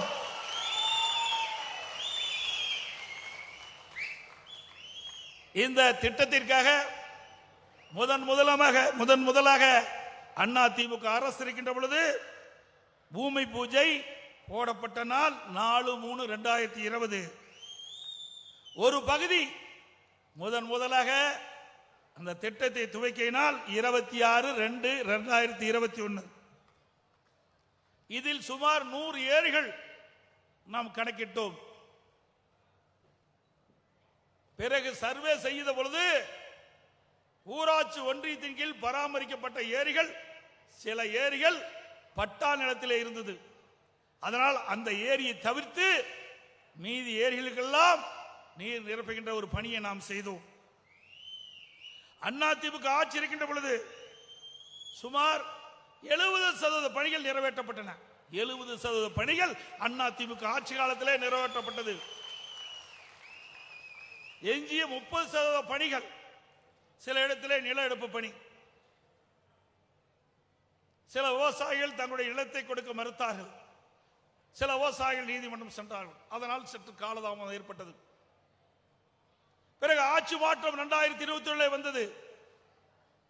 ஆட்சிக்கு வந்தவர்கள் துரிதமாக வேகமாக இந்த திட்டத்தை நிறைவேற்றப்பட்டிருந்தால் ஒரே ஆண்டில் இந்த திட்டத்தை நிறைவேற்றிருக்கலாம். ஆனால் அனைத்து இந்திய அண்ணா திராவிட முன்னேற்ற கழக ஆட்சியிலே கொண்டு வர திட்டம் என்ற ஒரே காரணத்திற்காக இதுவரை 42 மாத காலம் திராவிட முன்னேற்ற கழகம் ஆட்சிக்கு வந்து காலம் கடந்து விட்டது. இன்று வரை முழுமையாக இந்த திட்டத்தை நிறைவேற்ற முடியவில்லை. திரு ஸ்டாலின் தலைமையில் இருக்கின்ற திராவிட முன்னேற்ற கழக அரசு பதவி ஏற்று 6 மாத காலத்திற்கு பிறகு நீர்வளத்துறை அமைச்சர் இந்த நீரேற்றும் திட்டத்தை வந்து பார்வையிட்டார். அப்பொழுது மக்களிடத்திலே அவர் தெரிவித்தார், அற்புதமான திட்டம், வறண்ட பகுதி 1000 அடி ஆழ்துளைகள் போட்டால்தான் நீர் கிடைக்கும். இப்படிப்பட்ட இடத்தில் தேர்வு செய்து இந்த அற்புதமான திட்டத்தை கொண்டு வந்திருக்கின்றார்கள். உடனடியாக வேகமாக துரிதமாக அதற்கு தேவையான நிதி ஒதுக்கி நாங்கள் அந்த திட்டத்தை நிறைவேற்றுவோம் என்று இந்த பகுதி மக்களுக்கு வாக்குறுதி அளித்தார்கள். சட்டமன்றத்தில் நான் பேசினேன். நீர்வளத்துறை அமைச்சர் பதிலளித்தார். அனைத்து இந்திய அண்ணா திராவிட முன்னேற்ற கழக ஆட்சி இருக்கின்ற பொழுது 70% பணிகள் நிறைவேற்றப்பட்டு விட்டன. எஞ்சிய பணிகள் நீங்கள் நிறைவேற்றப்படும் என்று கோரிக்கை வைத்தேன். அவர்களும் விரைவாக செயல்படுவதாக தெரிவித்தார்கள். ஆனால் 42 மாத காலம் கழித்தும் இன்னும் இந்த திட்டத்தை நிறைவேற்றவில்லை. இதில் என்ன காழ்ப்புணர்ச்சி தேவை? இன்றைக்கு எல்லா கட்சியிலும் விவசாயிகள் இருக்கின்றார்கள். மேடையிலே கூட பல்வேறு கட்சியை சேர்ந்த விவசாயிகள் இருக்கின்றார்கள், இல்லை என்று நான் மறுக்கவில்லை. இந்த நிகழ்ச்சிக்கு பல்வேறு கட்சியை சேர்ந்தவர்கள் வந்திருக்கின்றார்கள். இது ஒரு கட்சியை சேர்ந்த விவசாயிகளுக்கு தான் இந்த தண்ணீர் கிடைக்கின்றதா? இல்லை.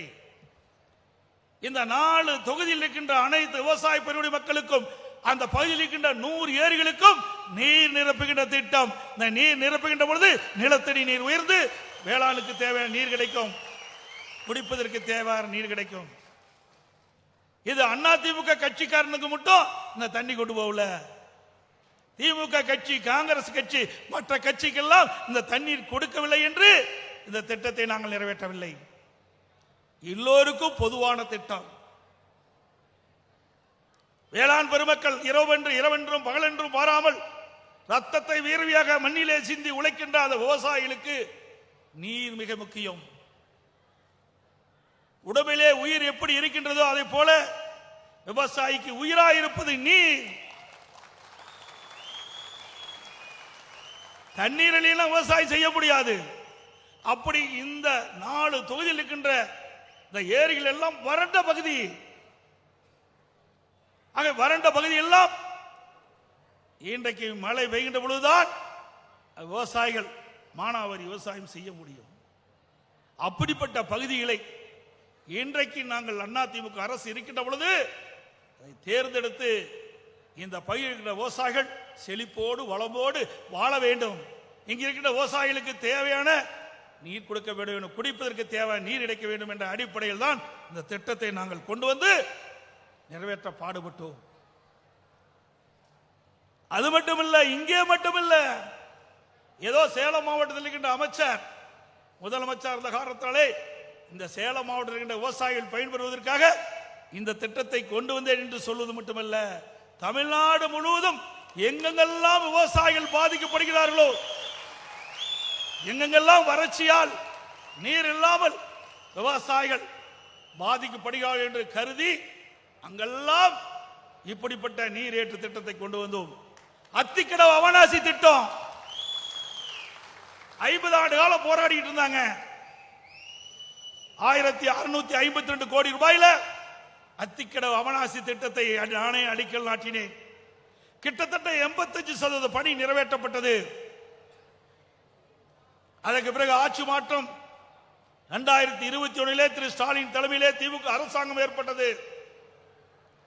ஆட்சிக்கு வந்த பிறகு அண்ணா திமுக ஆட்சியிலே தொடங்கப்பட்ட திட்டம் என்ற காரணத்திற்காக இன்றைய அளவு வரை இன்று வரை இந்த திட்டம் முழுமை பெறவில்லை. அரசியல் காழ்ப்புணர்ச்சி. விவசாயிகளுக்கு இந்த அரசு எதுவும் நன்மை செய்யவில்லை. நன்மை செய்யாட்டி பரவாயில்லை.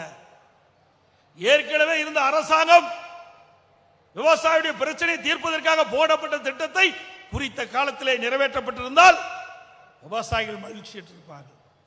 எனக்கு முன்னாலே பேசிய தலைவர் சொன்னார்களே, மேட்டூர் அணை நிரம்பி உபரி நீர் வெளியேறியது. நாம் சேலம் மாவட்டத்திலே பார்க்கின்றோம். நம்முடைய ஏரியெல்லாம் வறண்டு கிடக்குது. மேட்டூர் அணை நிரம்பி உபரி நீர் வெளியேறுகின்ற பொழுது மனம் எப்படி பாடுபடும் என்பதை எண்ணி பார்க்க வேண்டும் ஆட்சியாளர்கள். ஒரு விவசாயிக்கு தான் அந்த கஷ்டம் தெரியும். ஒரு விவசாயிக்கு தான் கஷ்டம் தெரியும். கோட்டையிலே அமர்ந்து கோப்புகளை பார்த்தால் போதாது. விவசாயியின் உள்ளத்திலே என்ன இருக்கின்ற என்பதை தெரிந்து அதற்கு தக்கவாறு ஆட்சி செய்ய வேண்டும்.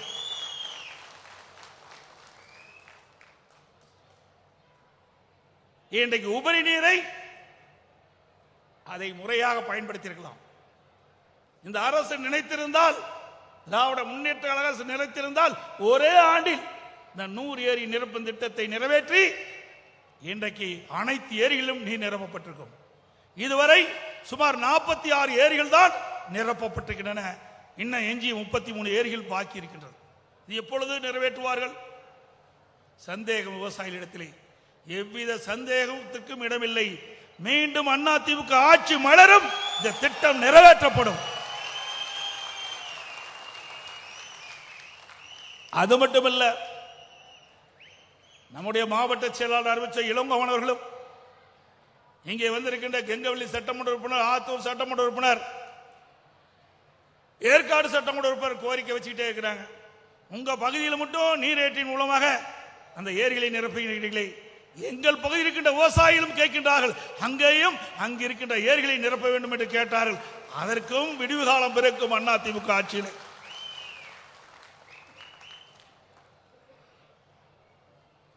அண்ணா திமுக ஆட்சி இருக்கின்ற பொழுதுதான் நீர் மேலாண்மை திட்டம் என்று ஒரு அற்புதமான திட்டத்திற்கு வடிவம் கொடுத்த அரசு அண்ணா திமுக அரசு.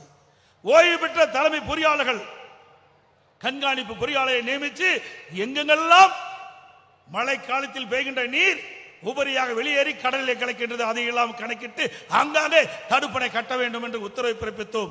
அதன் அடிப்படையில் ஓடையின் குறுக்கே தடுப்பணை, நதியின் குறுக்கே தடுப்பணை கட்டி பருவ காலங்களில் பெய்கின்ற மழை நீர் ஆங்காங்கே தேக்கி வைக்கப்பட்டு விவசாயிகளுக்கு தேவை நீர் கிடைக்கப்பட்டது. குடிப்பதற்கு தேவை நீரை கொடுத்தோம். அதன் ஒரு பகுதியாக மாண்பு அம்மா இருக்கின்ற பொழுதே ஆதனூர் குமாரமங்கலம் நிறைவேற்றப்பட்டது. இன்று வரை அந்த அரசு தண்ணீர் தேக்கவில்லை. வேண்டுமென்றே திட்டமிட்டு விவசாயிகளுக்கு அநீதி இருக்கின்ற அரசு இந்த அரசு. சுமார் 450 கோடி ரூபாயிலே அந்த திட்டத்தை நாம் நிறைவேற்றி கொடுத்திருக்கின்றோம். இன்னும் அங்கே தண்ணீரை தேக்கவில்லை.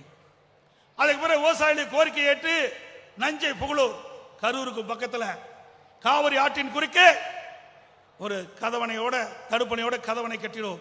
சுமார் 425 கோடியில முடியும் தருவாய் இருக்கின்றது. இந்த அரசு பொறுப்பேற்றதிலிருந்து ஆமை வேகத்தில் அந்த பணி நடைபெற்றுக் கொண்டிருக்கின்றது. விரைந்து வேகமாக அந்த பணி நிறைவேற்றப்பட்டிருந்தால் இப்பொழுது வெளியேறுகின்ற உபரி நீரை அங்கே தேக்கி வைத்திருக்கலாம். அதுவும் இந்த அரசு செய்ய தவறிவிட்டது. இப்படி விவசாயிகளுடைய விரோத அரசாகத்தான் இந்த அரசை பார்க்கின்றோம்.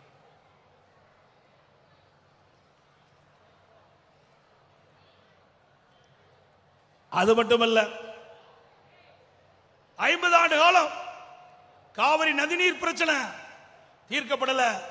புரட்சி தலைவர் காலத்திலிருந்து அம்மா காலத்து வரைக்கும் சட்ட போராட்டம் நடத்தினாங்க. அம்மாவுக்கு பிறகு அம்மாவுடைய அரசு தொடர்ந்து உச்சநீதிமன்றத்திலே சட்ட போராட்டம் நடத்தி நீண்ட காலமாக விவசாயிகள் எதிர்பார்த்த தீர்ப்பை அண்ணா திமுக அரசு உச்சநீதிமன்றத்தின் மூலமாக பெற்று தந்தது. விவசாயிகள் வயிற்றிலே பால் வார்த்தோம். ஒவ்வொரு ஆண்டும் குறிப்பிட்ட டிஎம்ஸ் தண்ணீர் நம்முடைய மேட்டூர் அணைக்கு கர்நாடக அரசு கர்நாடக அணையிலிருந்து வழங்க வேண்டும் என்ற அற்புதமான தீர்ப்பை பெற்று தந்த அரசாங்கம் அண்ணா திமுக அரசாங்கம். திரு ஸ்டாலின் அவர்களே, அதோட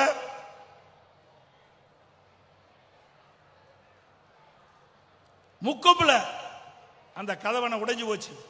உடனடியாக அதற்கு தேவையான நிதி ஒதுக்கி அந்த அணையை கட்டி கொடுத்தோம். இப்ப இந்த திமுக ஆட்சிக்கு வந்த பிறகுதான் திறந்திருக்கிறாங்க. சிந்திச்சு பாருங்க, அணை கட்டியது நாம், திறந்தது திமுக. நாம் பெற்ற பிள்ளைக்கு பெயர் வைக்கின்றதா ஸ்டாலினுடைய வேலை. நாம் பெற்ற பிள்ளைக்கு பெயர் வைக்கின்ற நிலையில் தான் ஸ்டாலின் இருக்கிறார். எல்லா திட்டமும் இன்றைக்கு கொண்டு வந்த திட்டங்கள், பெரும்பாலான திட்டங்கள் அண்ணா திமுக ஆட்சியிலே நிறைவேற்றப்பட்ட திட்டங்கள் என்பதை நாட்டு மக்கள் அறிய வேண்டும். அது மட்டுமல்ல, நான் ஒவ்வொரு முறையும் இன்றைக்கு கர்நாடக அரசில் இருக்கின்ற அந்த அணையில் இருக்கின்ற உபரி நீரைத்தான் நாம் எதிர்பார்த்துக் கொண்டிருக்கின்றோம். இந்த நிலை மாற வேண்டும். அதற்காக அண்ணா திமுக தேர்தல் அறிக்கையிலே குறிப்பிட்டிருந்தோம். 2021 சட்டமன்ற பொது தேர்தலின் போது அம்மா கண்ட கனவை நிறைவேற்ற வேண்டும் என்பதற்காக கோதாவரி காவிரி இணைப்பு திட்டம் நிறைவேற்றப்படும் என்று நாங்கள் அறிவிப்பு கொடுத்தோம்.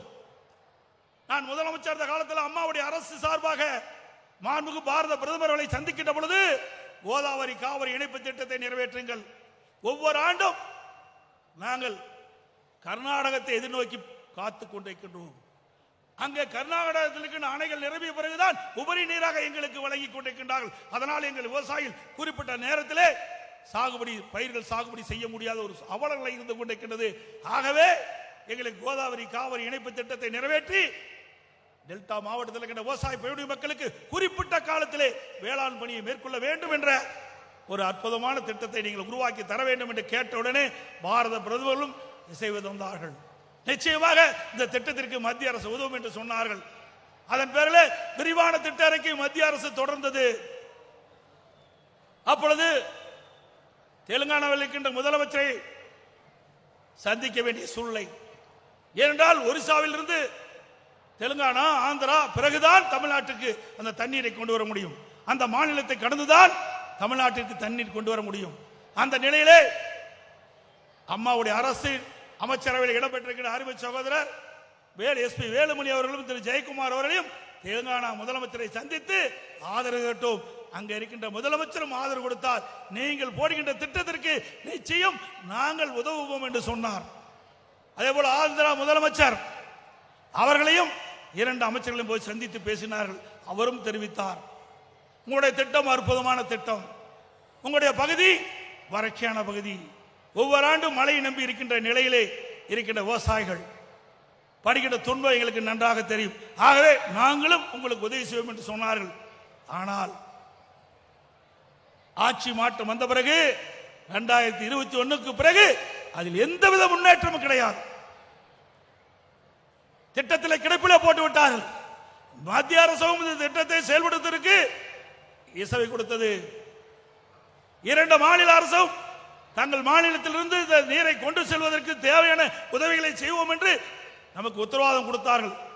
இந்த நிலையிலும் இன்றைக்கு திரு ஸ்டாலின் தலைமையில் இருக்கின்ற திராவிட முன்னேற்ற கழக அரசும் எவ்வித முயற்சியும் எடுக்கவில்லை. அதற்கு காரணம் 2021 சட்டமன்ற பொதுத் தேர்தலின் போது திராவிட முன்னேற்ற கழக தேர்தல் அறிக்கையில இது இடம்பெறவில்லை. கோதாவரி காவிரி இணைப்பு திட்டம் நிறைவேறவில்லை. அதனால் இந்த திட்டத்தை நாம் கொண்டு வருவதற்கு முயற்சி செய்தால் அண்ணா திமுகவுக்கு நல்ல பெயர் வந்துவிடும் என்று எண்ணி இந்த திட்டத்திலே கிடப்பிலே போட்டு விட்டார்கள். மீண்டும் உங்களுடைய பேரு ஆதரவோடு அனைத்து இந்திய அண்ணா திராவிட முன்னேற்ற கழக ஆட்சி தமிழகத்திலே மலரும். கோதாவரி காவிரி இணைப்பு நிறைவேற்றப்படும். அது மட்டுமல்ல, நம்முடைய காவிரியின் இரு கரையின் ஓரமாக இருக்கின்ற விவசாயிகள் சுமார் 25-30 கிலோமீட்டர் இருக்கின்ற விவசாயிகள் கடும் வறட்சியிலே உள்ளாக்கின்றால், நம்முடைய பகுதியிலே மேட்டூர் அணை இருந்தாலும் நமக்கு தண்ணீர் கிடைக்காத ஒரு சூழ்நிலை. அப்படிப்பட்ட நிலையிலே நீர் ஏற்றின் மூலமாக ஒரு விவசாயிகள் குழு அமைக்கப்பட்டு அந்த விவசாயி குழுவோடு அங்கு இருக்கின்ற நிலத்திற்கு நீர்ப்பாசன வசதி ஏற்பட வேண்டும் என்ற நிலையை உணர்த்தினார்கள். அதன் அடிப்படையிலே பல்வேறு குழுக்களுக்கு அனுமதி கொடுத்து இன்றைக்கு காவிரியில் இருக்கின்ற நீர் அந்த மேடான பகுதிக்கும் நீரேற்றின் மூலமாக நீரை கொண்டு சென்று அற்புதமான விவசாயம் செய்து கொண்டிருக்கின்றார்கள் இன்றைக்கு விவசாயிகள். இதெல்லாம் ஒரு அற்புதமான திட்டம். எல்லாவற்றுக்கும் மேலாக எனக்கு முன்னாலே பேசியவர்கள் கூட குறிப்பிட்டார், குடிமராமத்து திட்டம்.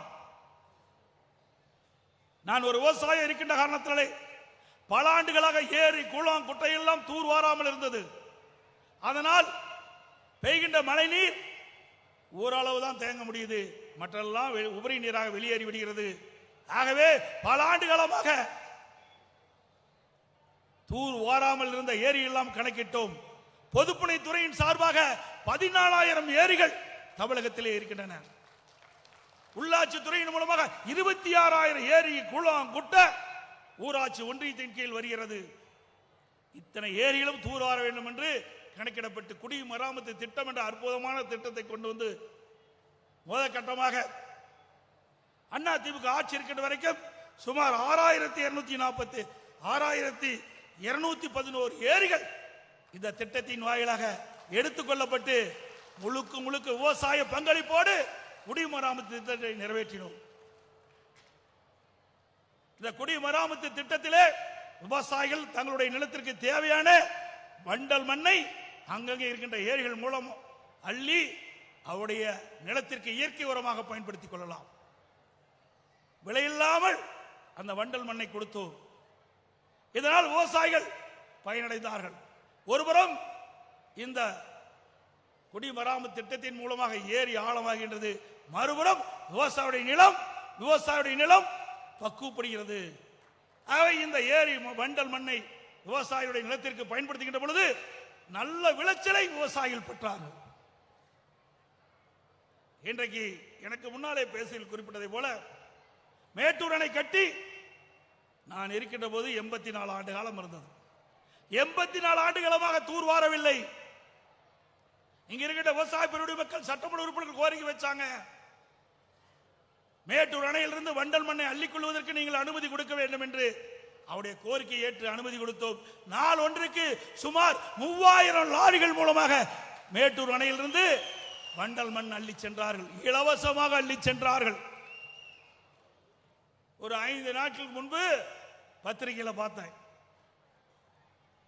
இந்த மேட்டூர் அணை இன்னும் தமிழகத்தில் பல அணையில் இருக்கின்ற வண்டல் மண்ணை அள்ளுவதற்கு டெண்டர் விடுறாங்க. டெண்டர் விட்டா டெண்டர் எடுத்தவங்க இந்த வண்டல் மண் விவசாயம் அள்ளிக்கிட்ட பொழுது அவரிடத்திலே பணம் வசூல் செய்வாங்கல்ல. இவெல்லாம் விவசாயிக்கு நன்மை செய்கின்ற அரசாங்கமா? சிந்திச்சு பாருங்க. 4 நாளுக்கு முன்பு மொத்தமா தமிழ்நாட்டில் இருக்கின்ற பல்வேறு அணைகளில் இருந்து சுமார் 900 கோடி அரசுக்கு வருமானம் வரும் என்று செய்தித்தாளிலே பார்த்தோம். விவசாயிகளை பற்றி கவலைப்படல, அரசாங்கத்துக்கு என்ன வருமானம் வரும் என்றுதான் இந்த அரசாங்கம் எதிர்பார்க்கின்றது. அரசாங்கத்துக்கு வருமானம் வருதோ இல்லையோ, இவருடைய கஜானாவுக்கு வருமானம் வரும். டெண்டர் விட்டா தானே கமிஷன் கிடைக்கும். நாங்கள் அப்படி பார்க்கவில்லை. சுமார் குடிமராமத்து திட்டத்திற்காக 1417 கோடி நிதி ஒதுக்கீடு செய்து முழுக்க விவசாய பங்களிப்போடு இந்த குடிமராமத்து திட்டத்தை நிறைவேற்றப்பட்ட அரசாங்கம் அண்ணா திமுக அரசாங்கம். ஒரு விவசாயி முதலமைச்சர் இருந்த காரணத்தினாலே இப்படி பார்த்து எதெல்லாம் விவசாயிகளுக்கு நன்மை கிடைக்கும், எந்தெந்த வகையிலே விவசாயிக்கு நன்மை செய்ய முடியும், அதையெல்லாம் பார்த்து பார்த்து செயல்படுத்தி கொடுத்த ஒரே அரசாங்கம் அம்மாவுடைய அரசாங்கம்.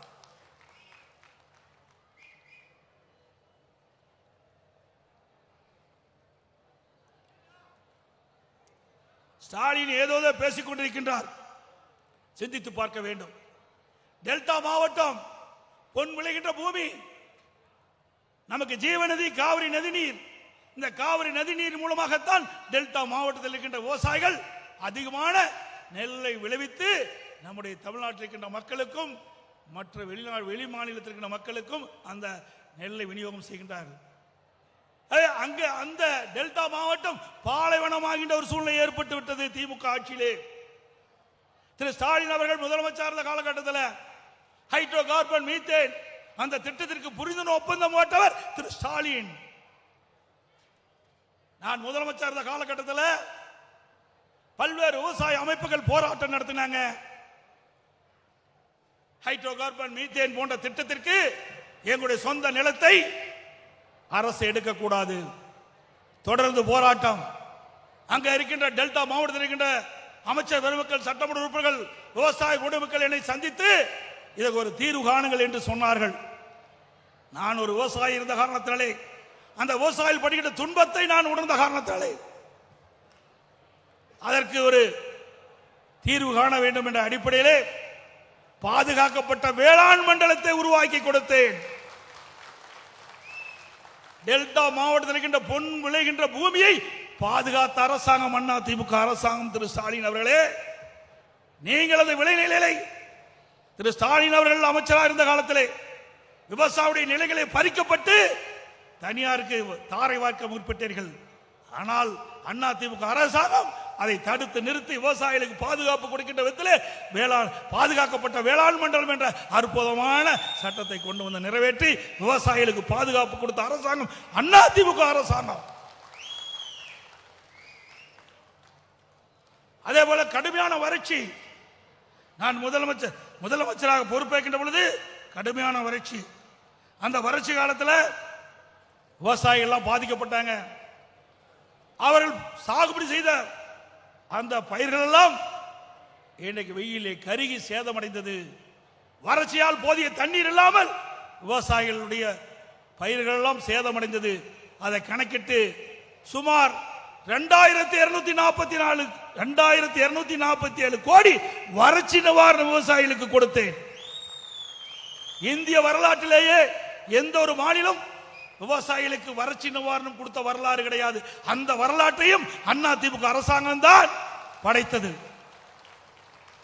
அதே போல பயிர் காப்பீடு திட்டம், அந்த பயிர் காப்பீடு திட்டத்தில் அண்ணா திமுக அரசு இருக்கின்ற பொழுது இந்தியாவிலேயே நம்முடைய விவசாயிகளுக்கு பயிர் காப்பீட்டு திட்டத்தின் மூலமாக அதிகமான இழப்பீட்டு தொகையை பெற்று தந்த ஒரே அரசாங்கம் அம்மாவுடைய அரசாங்கம்.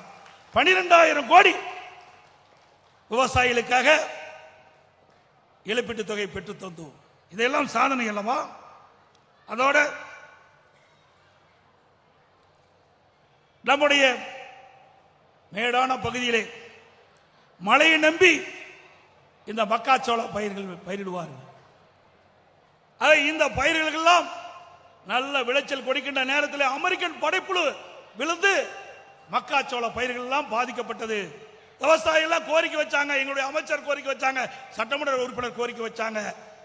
இந்த அமெரிக்கன் படைப்புழுவால் விவசாயிகள் எல்லாம் பாதிக்கப்பட்டிருக்கிறாங்க. அவர்களுக்கு நிவாரணம் கொடுக்க வேண்டும் என்று கோரிக்கை வைத்த உடனே அம்மாவுடைய அரசு 186 கோடி ரூபாய் நிவாரண தொகை விவசாயிகளுக்கு இழப்பீடாக கொடுத்தது. அதற்கு அடுத்த வருஷம் மக்காச்சோள பயிரிட்ட பயிர் விவசாயிகளுக்கு அமெரிக்கன் படை விழுந்தது, அமெரிக்கன் படைப்புழு விழுந்தது. விவசாயிகள் என்னிடத்தை சந்தித்தார்கள். விவசாயிகள் அத்தனை பேரும் ஒரே நேரத்தில் அதனுடைய மக்காச்சோள பயிருக்கு பூச்சிக்கொல்லி மருந்து அடிப்பதில்லை. ஒரு விவசாயி அடிப்பார், மற்றொரு விவசாயி அடிக்க மாட்டார். அப்பொழுது இங்கே இருக்கின்ற இந்த அமெரிக்கன் படைப்புழு பக்கத்து தோட்டத்துக்கு போய்விடும், பக்கத்து நிலத்துக்கு போயிடும்.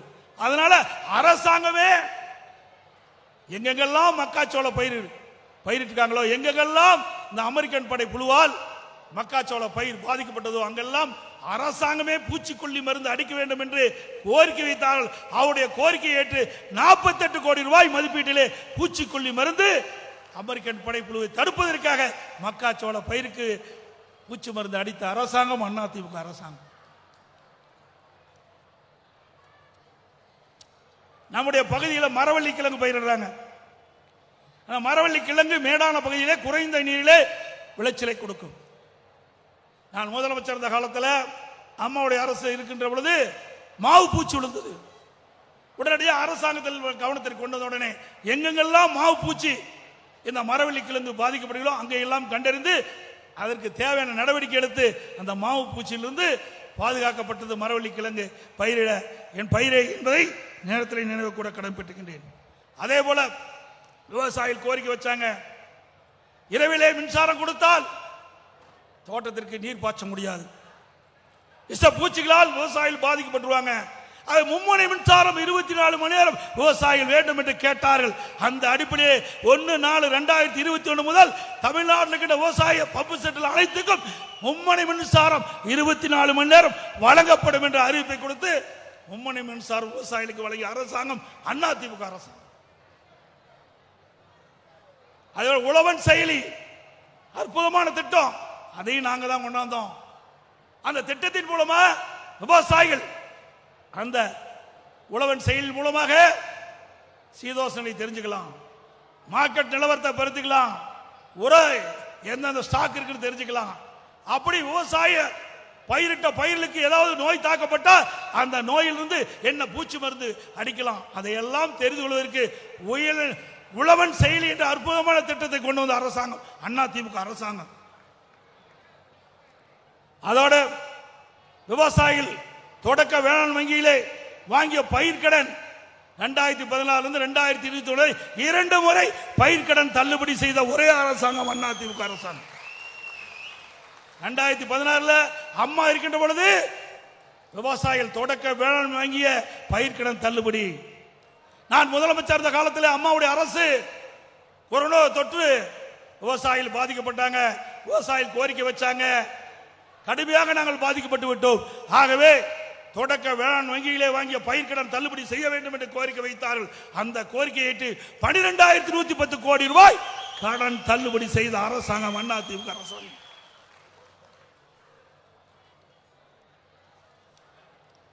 இப்படி பல திட்டங்களை கொண்டு வந்து நிறைவேற்றப்பட்ட அரசு அதிமுக அரசு. அதோட இன்றைய அரசாங்கம் டெல்டா மாவட்டத்தில் உரம் கிடைக்கல. அதிமுக அரசு இருக்கின்ற பொழுது உழவு மானியம், உர மானியம், நடவு மானியம் என்று நிறைய கொடுத்து விவசாயிகளை ஊக்குவிச்சோம். இந்த ஆட்சியில் எதுவுமே கிடைக்கல. கடந்த 3 ஆண்டு காலமாக டெல்டா மாவட்டத்திலே குறுவை சாகுபடி செய்த அந்த விவசாயிகளுக்கு பயிர் காப்பீட்டு திட்டத்தை இடம்பெறாத காரணத்தினாலே கடந்த ஆண்டு குறுவை சாகுபடி செய்த விவசாயிகள் கிட்டத்தட்ட 2 லட்சம் ஏக்கருக்கு மேல குறுவை சாகுபடி செய்த விவசாயிகள் எல்லாம் கருகி, தண்ணீர் இல்லாமல் கருகி சேதமடைந்தது. பயிர் காப்பீட்டு திட்டத்தில் இடம்பெறாத காரணத்தினாலே அந்த இழப்பீட்டு தொகை பெற முடியல திமுக ஆட்சியில். இப்படிப்பட்ட அவல ஆட்சி தான் இன்றைக்கு நடைபெற்றுக் கொண்டிருக்கின்றது. அதிமுக ஆட்சி இருக்கின்ற பொழுது விவசாயி தொழிலாளிக்கு விலையில்லா கறவை மாடுகள் கொடுத்தோம், விலையில்லா ஆடுகள் கொடுத்தோம், விலையில்லா கோழி கொடுத்தோம். கிராம பொருளாதார மேம்பாடு அடைய வேண்டும் என்பதற்காக விவசாயிகளையும் பார்த்தோம், விவசாய தொழிலாளிகளையும் பார்த்தோம். விவசாய தொழிலாளிக்கு பசு வீடுகளை கொடுத்தோம், பிரதமர் வீடு திட்டத்தின் கீழ் வீடுகளை கட்டி கொடுத்தோம். இப்படி பல திட்டத்தை கொண்டு வந்த அரசாங்கம் அதிமுக அரசாங்கம் என்பதை நேரத்தில் சுட்டிக்காட்ட விளைகின்றேன். எல்லாவற்றுக்கும் மேலாக நம்முடைய விவசாயிகள், விவசாய தொழிலாளிகள் இன்றைக்கு விவசாயத்தினுடைய உபதொழிலாக இருப்பது கால்நடை வளர்ப்பு.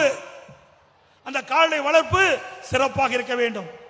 அந்த கால்நடை வளர்க்கின்ற விவசாயிகளும் சரி, விவசாய தொழிலாளிக்கும் இரட்டிப்பு வருமானம் கிடைக்க வேண்டும் என்பதற்காக அதிமுக அரசு இருக்கின்ற பொழுது, அம்மா அரசு இருக்கின்ற பொழுது நம்முடைய கெங்கவள்ளி சட்டமன்ற தொகுதிக்கு உட்பட்ட தலைவாசலிலே சுமார் 1000 கோடி ரூபாய் மதிப்பீட்டிலே 1022 ஏக்கர்ல பிரம்மாண்டமான கால்நடை பூங்காவை கட்டி கொடுத்தோம். இன்று வரை அந்த கட்டிடத்தை திறக்கவில்லை. அங்க இருக்கின்ற கால்நடை மருத்துவக் கல்வியை நான் திறந்தேன், ஆனா அங்க இருக்கின்ற ஆராய்ச்சி நிலையத்தை இதுவரைக்கும் திறக்கல.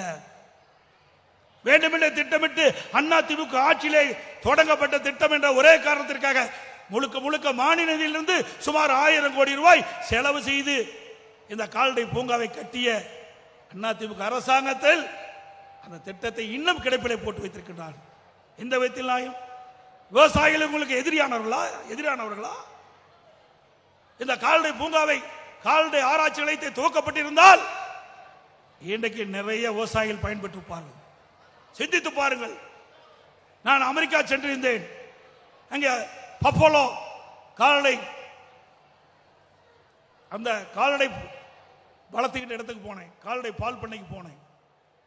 அங்க அந்த பஃபலோ பால் பண்ணையில ஒரு பசு ஒரு நாளைக்கு 65 லிட்டர் பால் கொடுக்குது. 65 லிட்டர் பால் கொடுக்குது. அதை எண்ணினேன்.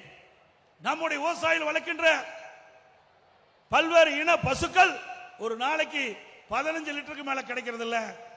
அவை இன்றைக்கு வெளிநாட்டுக்கின்ற பசுக்களையும் நம்முடைய பசுக்களையும் இணைந்து இன்றைக்கு கலப்பின பசுக்களை உருவாக்கி இந்த ஆராய்ச்சி நிலையத்தின் மூலமாக நம்முடைய விவசாயிகளுக்கு இலவசமாக கொடுத்தா சுமார் 35 லிட்டர் ஒரு பசுக்கு பால் கறக்கும். எவ்வளவு அற்புதமான திட்டத்தை! அந்த திட்டத்தையும் முடக்கி வச்சிருக்கிறாங்க இந்த அரசாங்கம். மீண்டும் அதிமுக அரசு வருகின்ற பொழுது இந்த திட்டத்தை துவக்கி இங்க இருக்கின்ற விவசாயிகளுடைய தமிழகத்தில் இருக்கின்ற அனைத்து விவசாயிகளுக்கும் கலப்பின பசுக்களை கொடுத்து அவருடைய வருமானத்தை அதிகரிக்கின்ற நிலையை நாங்கள் உருவாக்குவோம். இன்னைக்கு ஏதோ பேசுகிறார் திரு ஸ்டாலினும் உதயநிதி ஸ்டாலினும். இன்னைக்கு மதில இருக்கின்ற எய்ம்ஸ் மருத்துவமனை கட்டல, ஒரு செங்கலை தூக்கிட்டு ஊர் ஊரா சுத்துறைய. பல லட்சம் செங்கல்ல கட்டி முடிக்கப்பட்டு 2 ஆண்டு காலம் ஆகிட்ட கால்நடை பூங்காவை திறப்பதற்கு உங்களுக்கு என்ன கைவிழிக்குதா? எவ்வளவு நேரம் ஆகும்? காணொலி காட்சி மூலமா ஒரு 10 நிமிஷத்துல திறந்துடலாம். திறக்கிறதுக்கு மனம் இல்லை. திரு ஸ்டாலின் அவர்களே, வருகின்ற தேர்தலிலே உங்களுக்கு தகுந்த பதிலடி இந்த மக்கள் கொடுப்பார்கள்.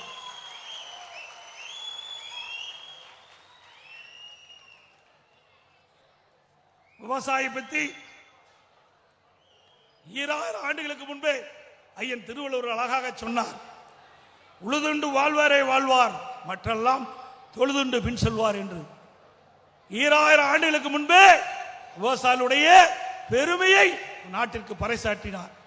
அதனுடைய பொருள், உழவு தொழில் செய்து வாழ்பவரே உரிமையோடு உலகில் வாழ்வதற்கு தகுதியுடையவர், மற்றவரெல்லாம் பிறரை தொழுது அவரை பின் சென்று வாழக்கூடியவராக இருப்பார் என்று நம்முடைய விவசாயியுடைய பெருமையை குரல் வடிவிலே நமக்கு பெருமை சேர்த்தவர் 2000 ஆண்டுக்கு முன்பே ஐயன் திருவள்ளுவர். அப்படிப்பட்ட மகான்கள் விவசாயிகளை பற்றி தெரிந்திருக்கின்றார்.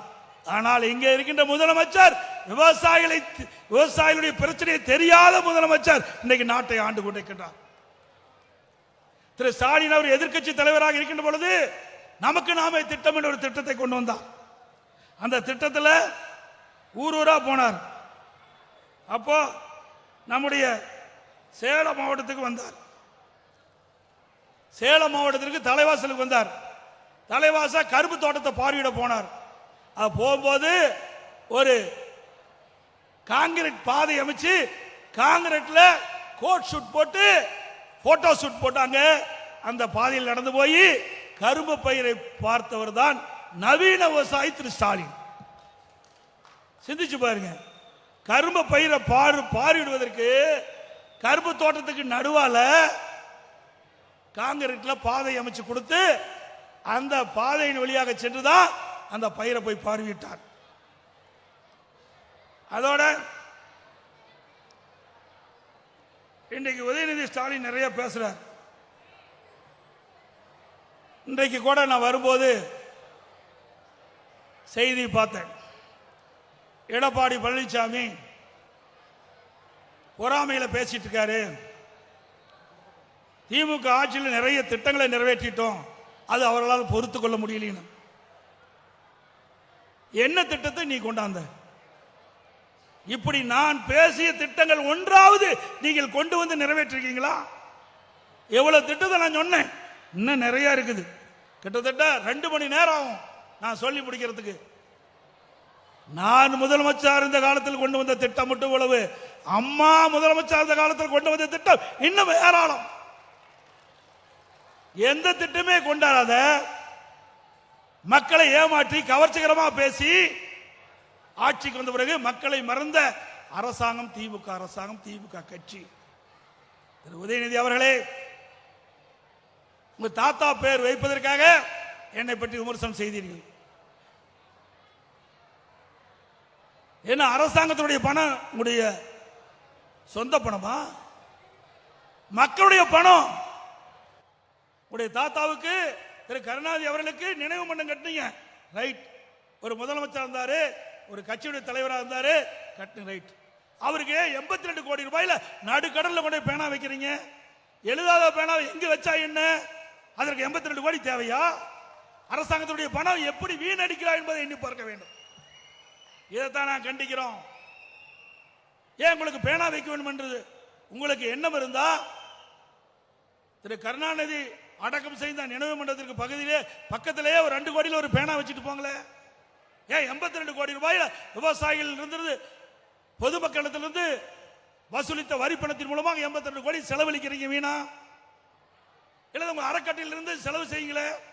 ஆயிரக்கணக்கான கோடி திரு கருணாநிதி குடும்பத்திற்கு அறக்கட்டளை இருக்குது, அந்த அறக்கட்டளையில் ஆயிரக்கணக்கான கோடி பணம் இருக்குது. அதிலிருந்து நீங்க அந்த நிதி எடுத்து செலவு செய்யலாமே. அதற்கு மேலாக கார் பந்தயம், நாட்டுக்கு கார் தேவையா? கார் பந்தயம் தேவையா? இங்க இருக்கிறவங்களுக்கு பல பேருக்கு காலுக்கு போட செருப்பு கூட இல்லாத இருக்கிறார். நம்முடைய விவசாயி, நம்முடைய பெண் தொழிலாளர்கள் வெயிலையும் மழையிலையும் இரவென்று பகலென்று பாராம ரத்தத்தை வேர்வையாக சிந்தி உழைக்கின்ற அந்த பெண்களுக்கு காலுக்கு காலணி கூட இல்லாத இருக்கிற நேரத்தில் நூற்றுக்கணக்கான கோடி செலவு செய்து கார் பந்தயம் நடத்த வேணுமா? அதுக்கு தான் நீங்க அரசாங்கம் நடத்துறீங்களா? அதுக்கு தான் உங்களுக்கு ஓட்டு போட்டு மக்கள் வந்து உங்களை ஆட்சி அதிகாரத்தில் அமர்த்துறீங்களா? இதை கேட்டா கோபம் வருது.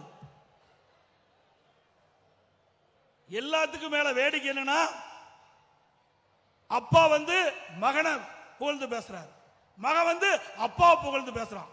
இந்தியாவிலேயே இப்படிப்பட்ட அவல ஆட்சி தமிழகத்தில் நடக்குது.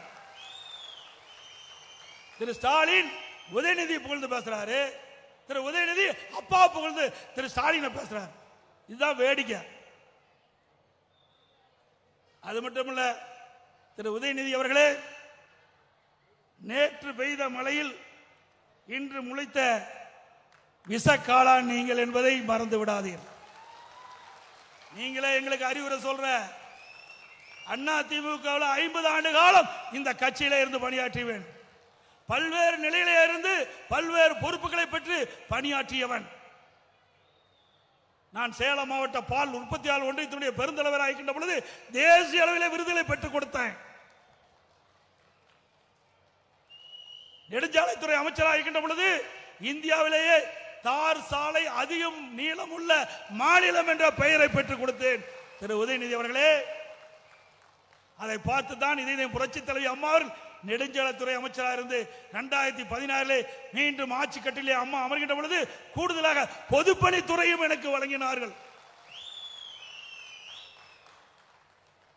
நான் உங்கள் வழியிலே நான் வரவில்லை. ஒரு விவசாயி ஒரு கிளை செயலாளராக இருந்து ஒன்றிய பொறுப்பு வந்து, மாவட்ட பொறுப்பு வந்து, மாநில பொறுப்பு வந்து, இன்றைக்கு உங்கள் முன் பேசுகின்ற ஒரு பாக்கியத்தை நீங்கள் கொடுத்தீர்கள்.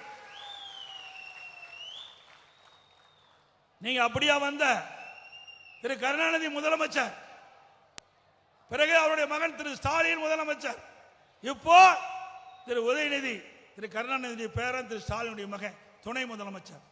எந்த தகுதியின் அடிப்படையிலே உங்களுக்கு பொறுப்பு கிடைக்கப்பட்டது? என்ன திமுக உழைத்து விட்டீர்கள்?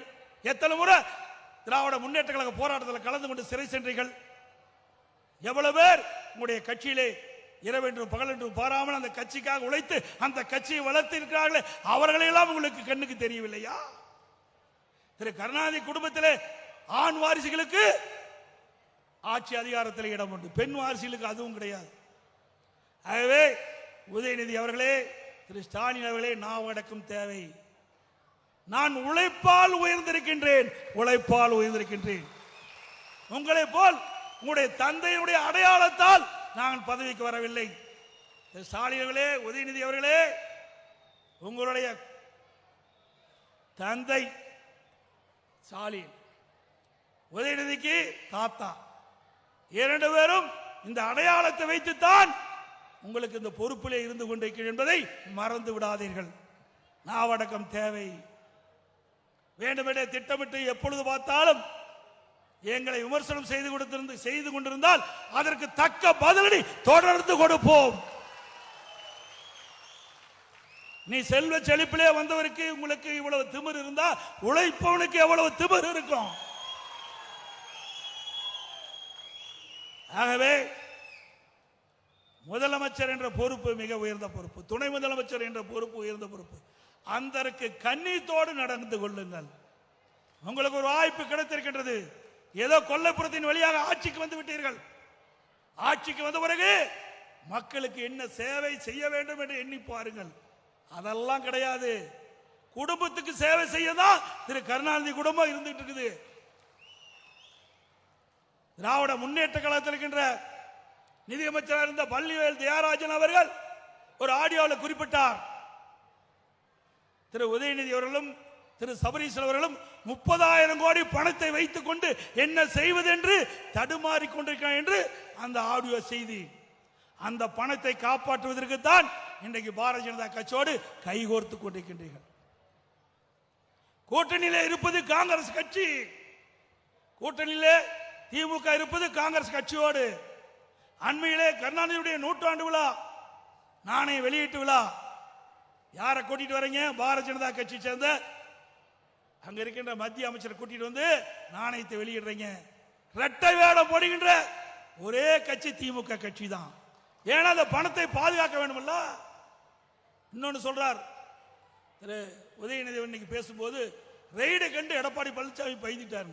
ரெய்டை கண்டு நான் பயந்துகிட்டேன். நல்லா சிந்திச்சு பாருங்க. அண்மையிலே ஒரு ரெய்டு நடந்தது. தவறுதலா பத்திரிகையிலே போட்டிருந்தாங்க. உடனடியா நம்முடைய மாவட்ட செயலாளர் இளங்கோவன் அவர்கள் அந்த பத்திரிகை மீது வழக்கு போட்டுகிறோம்.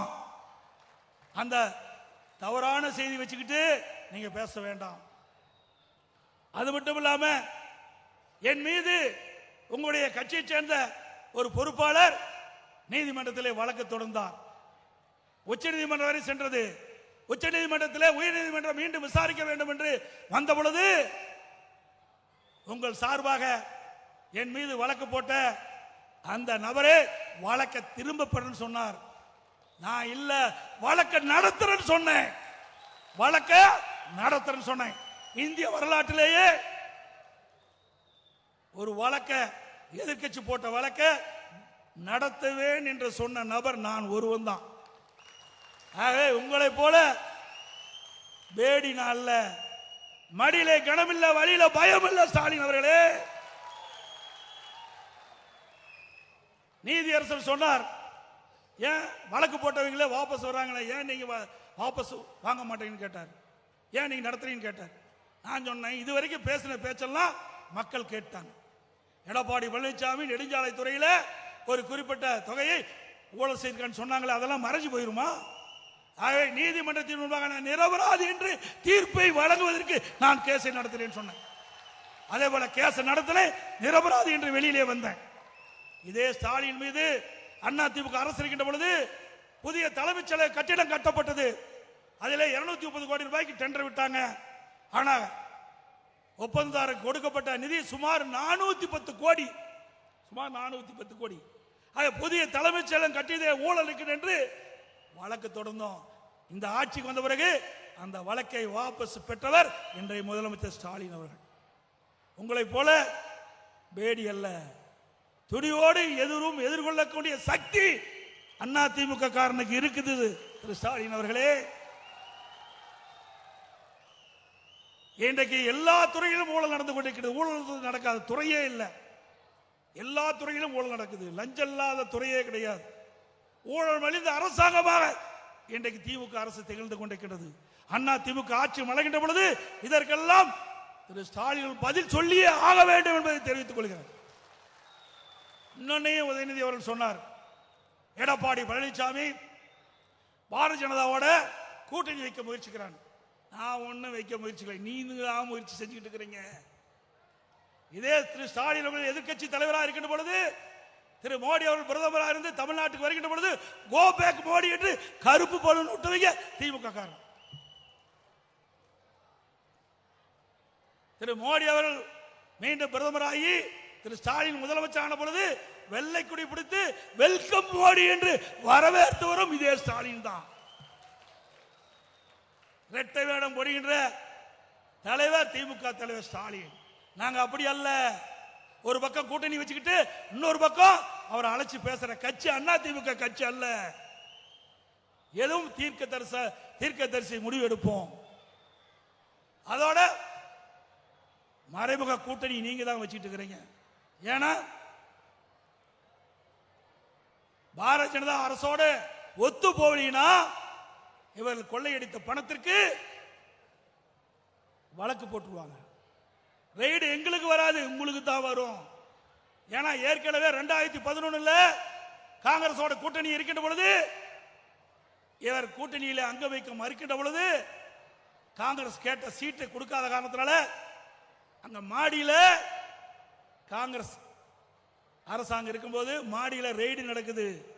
கீழே திமுக கூட்டணி பேச்சுவார்த்தை, காங்கிரஸ் திமுகவும் கீழே கூட்டணி பேச்சுவார்த்தை.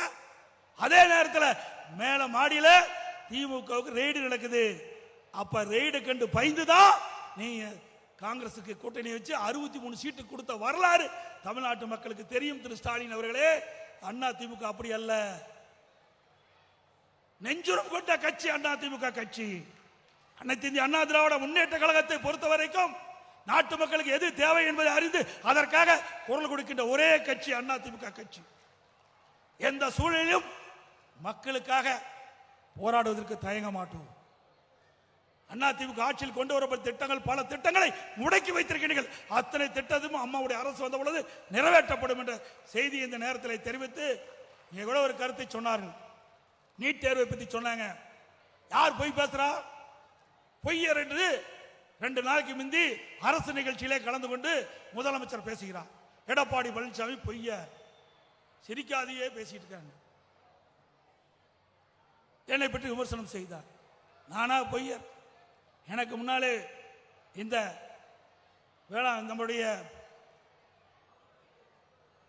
தலைவராக இருக்கின்றவர் இங்கே உரையாற்றுகின்ற பொழுது சொன்னாரே, நீட் தேர்வை பற்றி சொன்னாரே. யாரு கொண்டு வந்தார்கள்? கொண்டு வந்தது காங்கிரசும் திமுகவும். 2010 டிசம்பர் 21 நோட்டிபிகேஷன் நீட் தேர்வை கொண்டு வருவதற்கு ஆணையிட்டது திமுகவும் காங்கிரசும் அரசாங்கம், மத்தியில் அரசாங்கம் இருக்கின்ற பொழுது. அப்பொழுது மத்திய இணையமைச்சர் காந்தி செல்வன், திமுக கட்சி சேர்ந்த மத்திய சுகாதாரத்துறை இணையமைச்சர் திரு காந்தி செல்வன் இருக்கும் போதுதான் நீட் தேர்வை கொண்டாந்தீங்க. தேர்தல் நேரத்தில் என்ன சொன்னீங்க? ஆட்சிக்கு வந்தவுடன் முதல் கையெழுத்து நீட் தேர்வு ரத்து செய்யப்படும். 42 மாதம் உருண்டு ஓடிவிட்டது, இன்னும் நீட் தேர்வுக்கு விலக்கு கிடைக்கல. அதுக்கு பிறகு உதயநிதி பேசினார், நீட் தேர்வு ரத்து செய்வதற்கு எங்களுக்கு ரகசியம் இருக்கிறார். 42 மாத காலமா அந்த ரகசியத்தை மூடி வச்சிருக்கிற, சீக்கிரம் அந்த ரகசியத்தை வெளியிடு, நீட் தேர்வு ரத்தாகட்டும். எப்படியெல்லாம் மக்களை பொய் பேசி மக்களை ஏமாற்றி ஆட்சிக்கு வந்து என்பது இது ஒன்னே போதும். நீங்க தான் பொய்யர், நாங்க அல்ல. அதே போல அரசு ஊழியர்களுக்கு ஆட்சிக்கு வந்தவுடன் அவள் வைத்த கோரிக்கை நிறைவேற்றப்படும் சொன்னீங்க. இதுவரைக்கும் நிறைவேற்றல. அவள் போராடிட்டு இருக்காங்க, அவர்களுக்கும் தீர்வு காணவில்லை. அதே இப்படி திராவிட முன்னேற்ற கழக அரசில் விவசாயிகளுக்கு எந்த பலனும் கிடைக்காது. அண்ணா திமுக ஆட்சி விவசாயிகளுக்கு பொற்காலம். அண்ணா திமுக ஆட்சி விவசாயிகளுக்கு ஒரு பொற்காலம். ஆகவே இங்கே கூட விவசாயிகள் பாதிக்கப்படுகின்ற பொழுதெல்லாம் விவசாயிகளுக்கு உதவி செய்தோம். அதில் கூட 2000 ஆண்டுகளுக்கு முன்பே ஐயன் திருவள்ளுவர் அழகாக ஒரு குரலை நமக்கு வழங்கிவிட்டு சென்றிருக்காரு. உடுக்கை இழந்தவன் கை போலே ஆங்கை இடுக்கன் களைவுதாம் நட்பு. அதாவது நம்முடைய அணிந்திருக்கும் ஆடை நழுவி செல்லும் போது உடனடியாக சென்று அதை சரி செய்யும். அதே போல இயற்கை சீற்றத்தால் விவசாயிகள் பாதிக்கப்படுகின்ற பொழுது அம்மாவுடைய அரசு தானாக வந்து உதவி செய்யும். அப்படிப்பட்ட அரசாங்கம் அண்ணா திமுக அரசாங்கம், விவசாயியுடைய அரசாங்கம். இரவு பகல் பாராமல் உழைக்கின்ற அந்த விவசாயிகளுக்கு அண்ணா திமுக எப்பொழுது துணை இருக்கும். நாட்டு மக்களுக்கு உணவளிக்கின்றவன் விவசாயி. எது இருந்தாலும் இல்லாவிட்டாலும் வாழ்ந்து விடலாம், தண்ணீரும் நமக்கு உணவும் இல்லாவிட்டால் வாழ முடியாது. அந்த இரண்டும் கிடைப்பதற்கு அண்ணா திமுக எப்பொழுதும் உங்களுக்கு துணை நிற்கும் என்று சொல்லி நம்முடைய விவசாய பெருநிலை மக்கள் நம்முடைய மாவட்டத்திலே மிக பிரம்மாண்டமான இந்த 100 ஏரி திட்டத்தை நிறைவேற்றி கொடுத்ததுக்கு நன்றி தெரிவித்து எனக்கு இந்த அற்புதமான பாராட்டுகளையும் தெரிவித்த இங்கே மேடையில் வீட்டுக்கின்ற அத்தனை பல்வேறு அமைப்பை சேர்ந்த அனைத்து விவசாய பிரதிகளுக்கும் எனது மனமார்ந்த நன்றி. இந்த நிகழ்ச்சிக்கு வந்துள்ள அனைத்து விவசாயிகளுக்கும் என்னுடைய மனமார்ந்த நன்றி. நன்றி, வணக்கம். அமைதி, உட்காருங்க உட்காருங்க தம்பி, உட்காரு. இன்னும் நிகழ்ச்சி இருக்கு, உட்காருங்க. ஒரே 10 நிமிஷம் உட்காருங்க. விவசாயிகள் ஆடு கொடுக்குறாங்க, வாங்க வாங்க தம்பி. அந்த தம்பி அதை எடுத்துரு. ஒரு நிமிஷம் இருக்கு.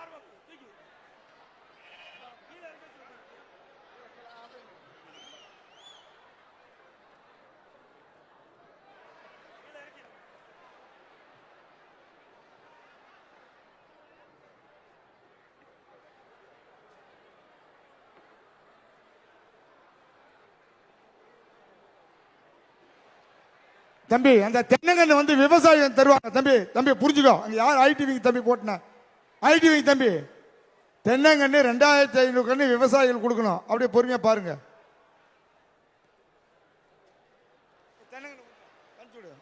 பாப்பா பாப்பா தம்பி வாங்க, அவங்களை வர சொல்லுப்பா, பயனாளியை வர சொல்லு.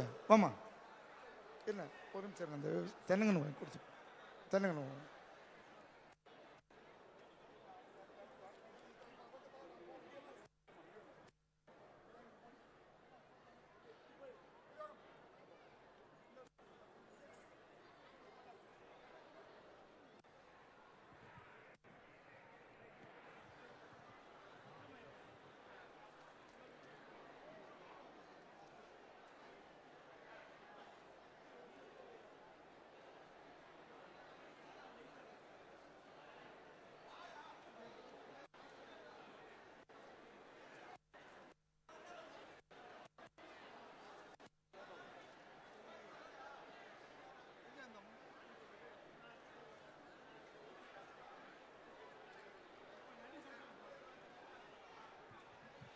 நன்றி உரை அண்ணா, நன்றி உரை. நன்றி உரை யாரு தம்பி?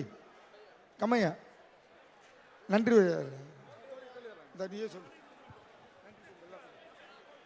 இந்த பாராட்டு விழாவை கலந்து கொண்டு எங்களுக்கு பாராட்டினை ஏற்றுக்கொண்ட அன்னார் எடப்பாடியார் உள்ளிட்ட அத்தனை விவசாய சொந்தங்களுக்கும், இங்க வந்து வருகை தந்த அத்தனை நண்பர்களுக்கும் எங்களது காவிரி உபரி நடுவர்களின் சார்பாக கோடானு கோடி நன்றி தெரிவித்துக்கொள்கின்றோம். நன்றி நன்றி நன்றி.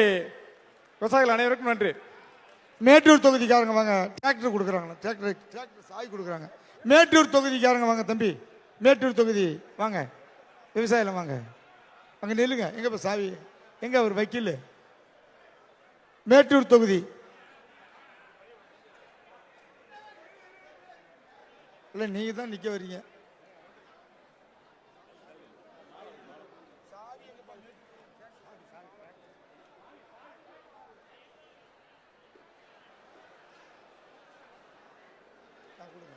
வாங்க, எங்க அவங்களாம்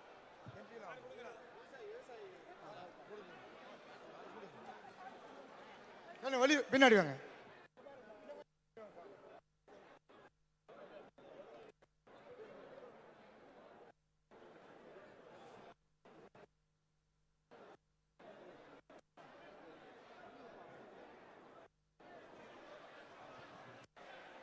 நன்றி நன்றி.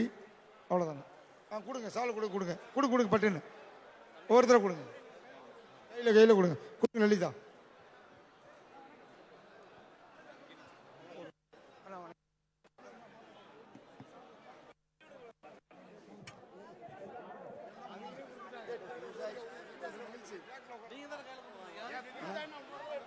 ஏமா டிராக்டர் உட்காருங்க. இல்லைங்கம்மா யாரு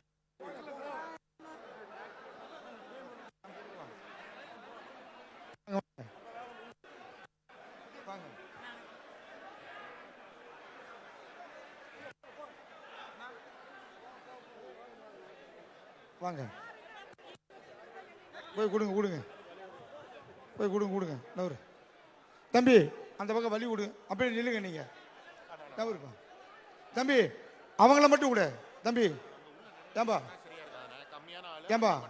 தம்பி, அந்த மேட்டூர்காரங்க மட்டும் உள்ள விடு.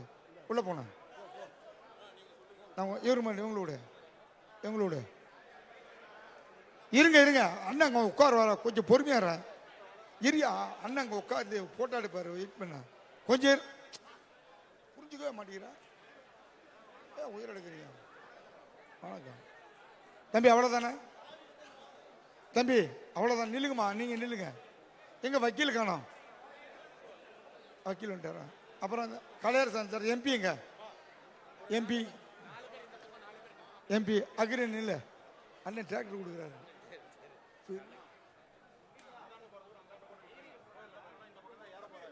அந்த பக்கம் 4 பேர் வாங்க இந்த பக்கம் ஏன்பா ஒரு நிமிஷம் இருங்கப்பா கூடாது தம்பி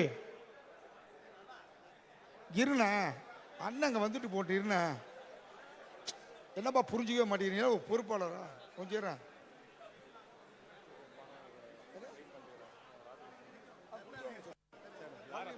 பழனி கொடுத்துருவான்னு சொல்லு ஏன் ₹1 கொடுக்க சொன்ன மணி கேளு அவ்வளோதான் நிறுத்து தம்பி வெளியே கொண்டு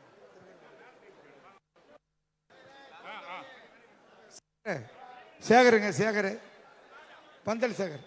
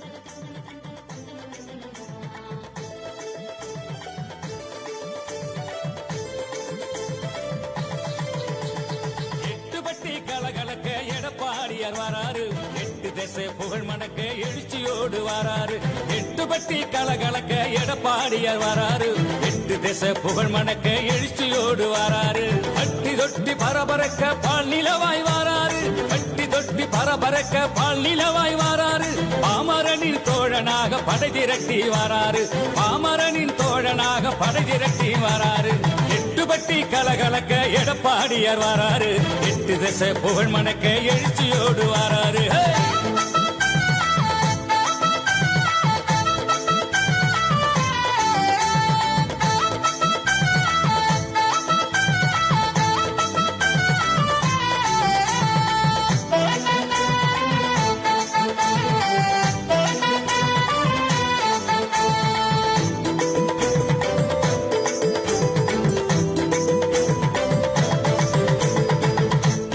சிரிப்பினிலே எம்ஜிஆரை தெரிகிறார் இதய தெய்வம் அம்மாவாய் உதயமாகி வாராரு ஏழகி சிரிப்பினிலே எம்ஜிஆரை தெரிகிறார் இதய தெய்வம் அம்மாவாய் உதயமாகி வாராரு தமிழகத்தின் தவ புதல்வன தரணியாள வாராரு தமிழகத்தின் தவ புதல்வன தரணியாள வாராரு தனிமனிதன் தலை நிமிர தலைமையேற்க வாராரு தனிமனிதன் தலை நிமிர தலைமையேற்க வாராரு 8 பட்டி கலகலக்க எடப்பாடியார் வாராரு 8 திசை புகழ் மணக்க எழுச்சியோடு வாராரு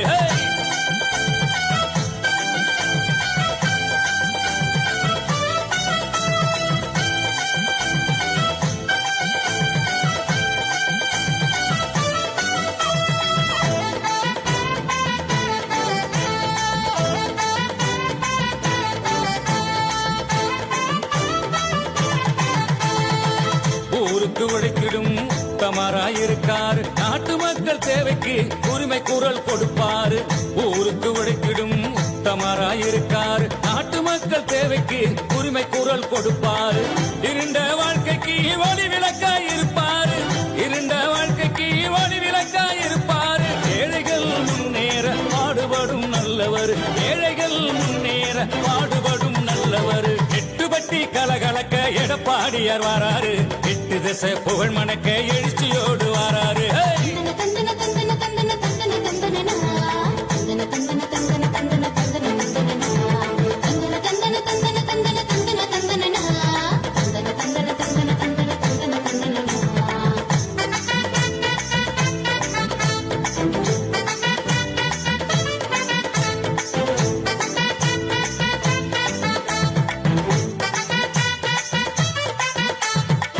காவிரி மேலாண்மை அமைத்து கொடுத்தார் 6 குளம் ஏரிகளை தூர்வார செய்தார் காவிரி மேலாண்மை அமைத்து கொடுத்தார் 6 குளம் ஏரிகளை தூர்வார செய்தார் விவசாயம் செழித்தோங்க நன்மை பல செய்தார் விவசாயம் செழித்தோங்க நன்மை பல செய்தார் நாட்டுக்கு பல வகையில் சாதனைகள் புரிந்தார் எடப்பாடியார் வராரு ஏற்றம் தர போறாரு எடப்பாடியார் வராரு ஏற்றம் தர போறாரு எட்டுப்பட்டி கலகலக்க எடப்பாடியார் வராரு 8 திசை புகழ் மணக்க எழுச்சியோடு வராரு எட்டுப்பட்டி கலகலக்க எடப்பாடி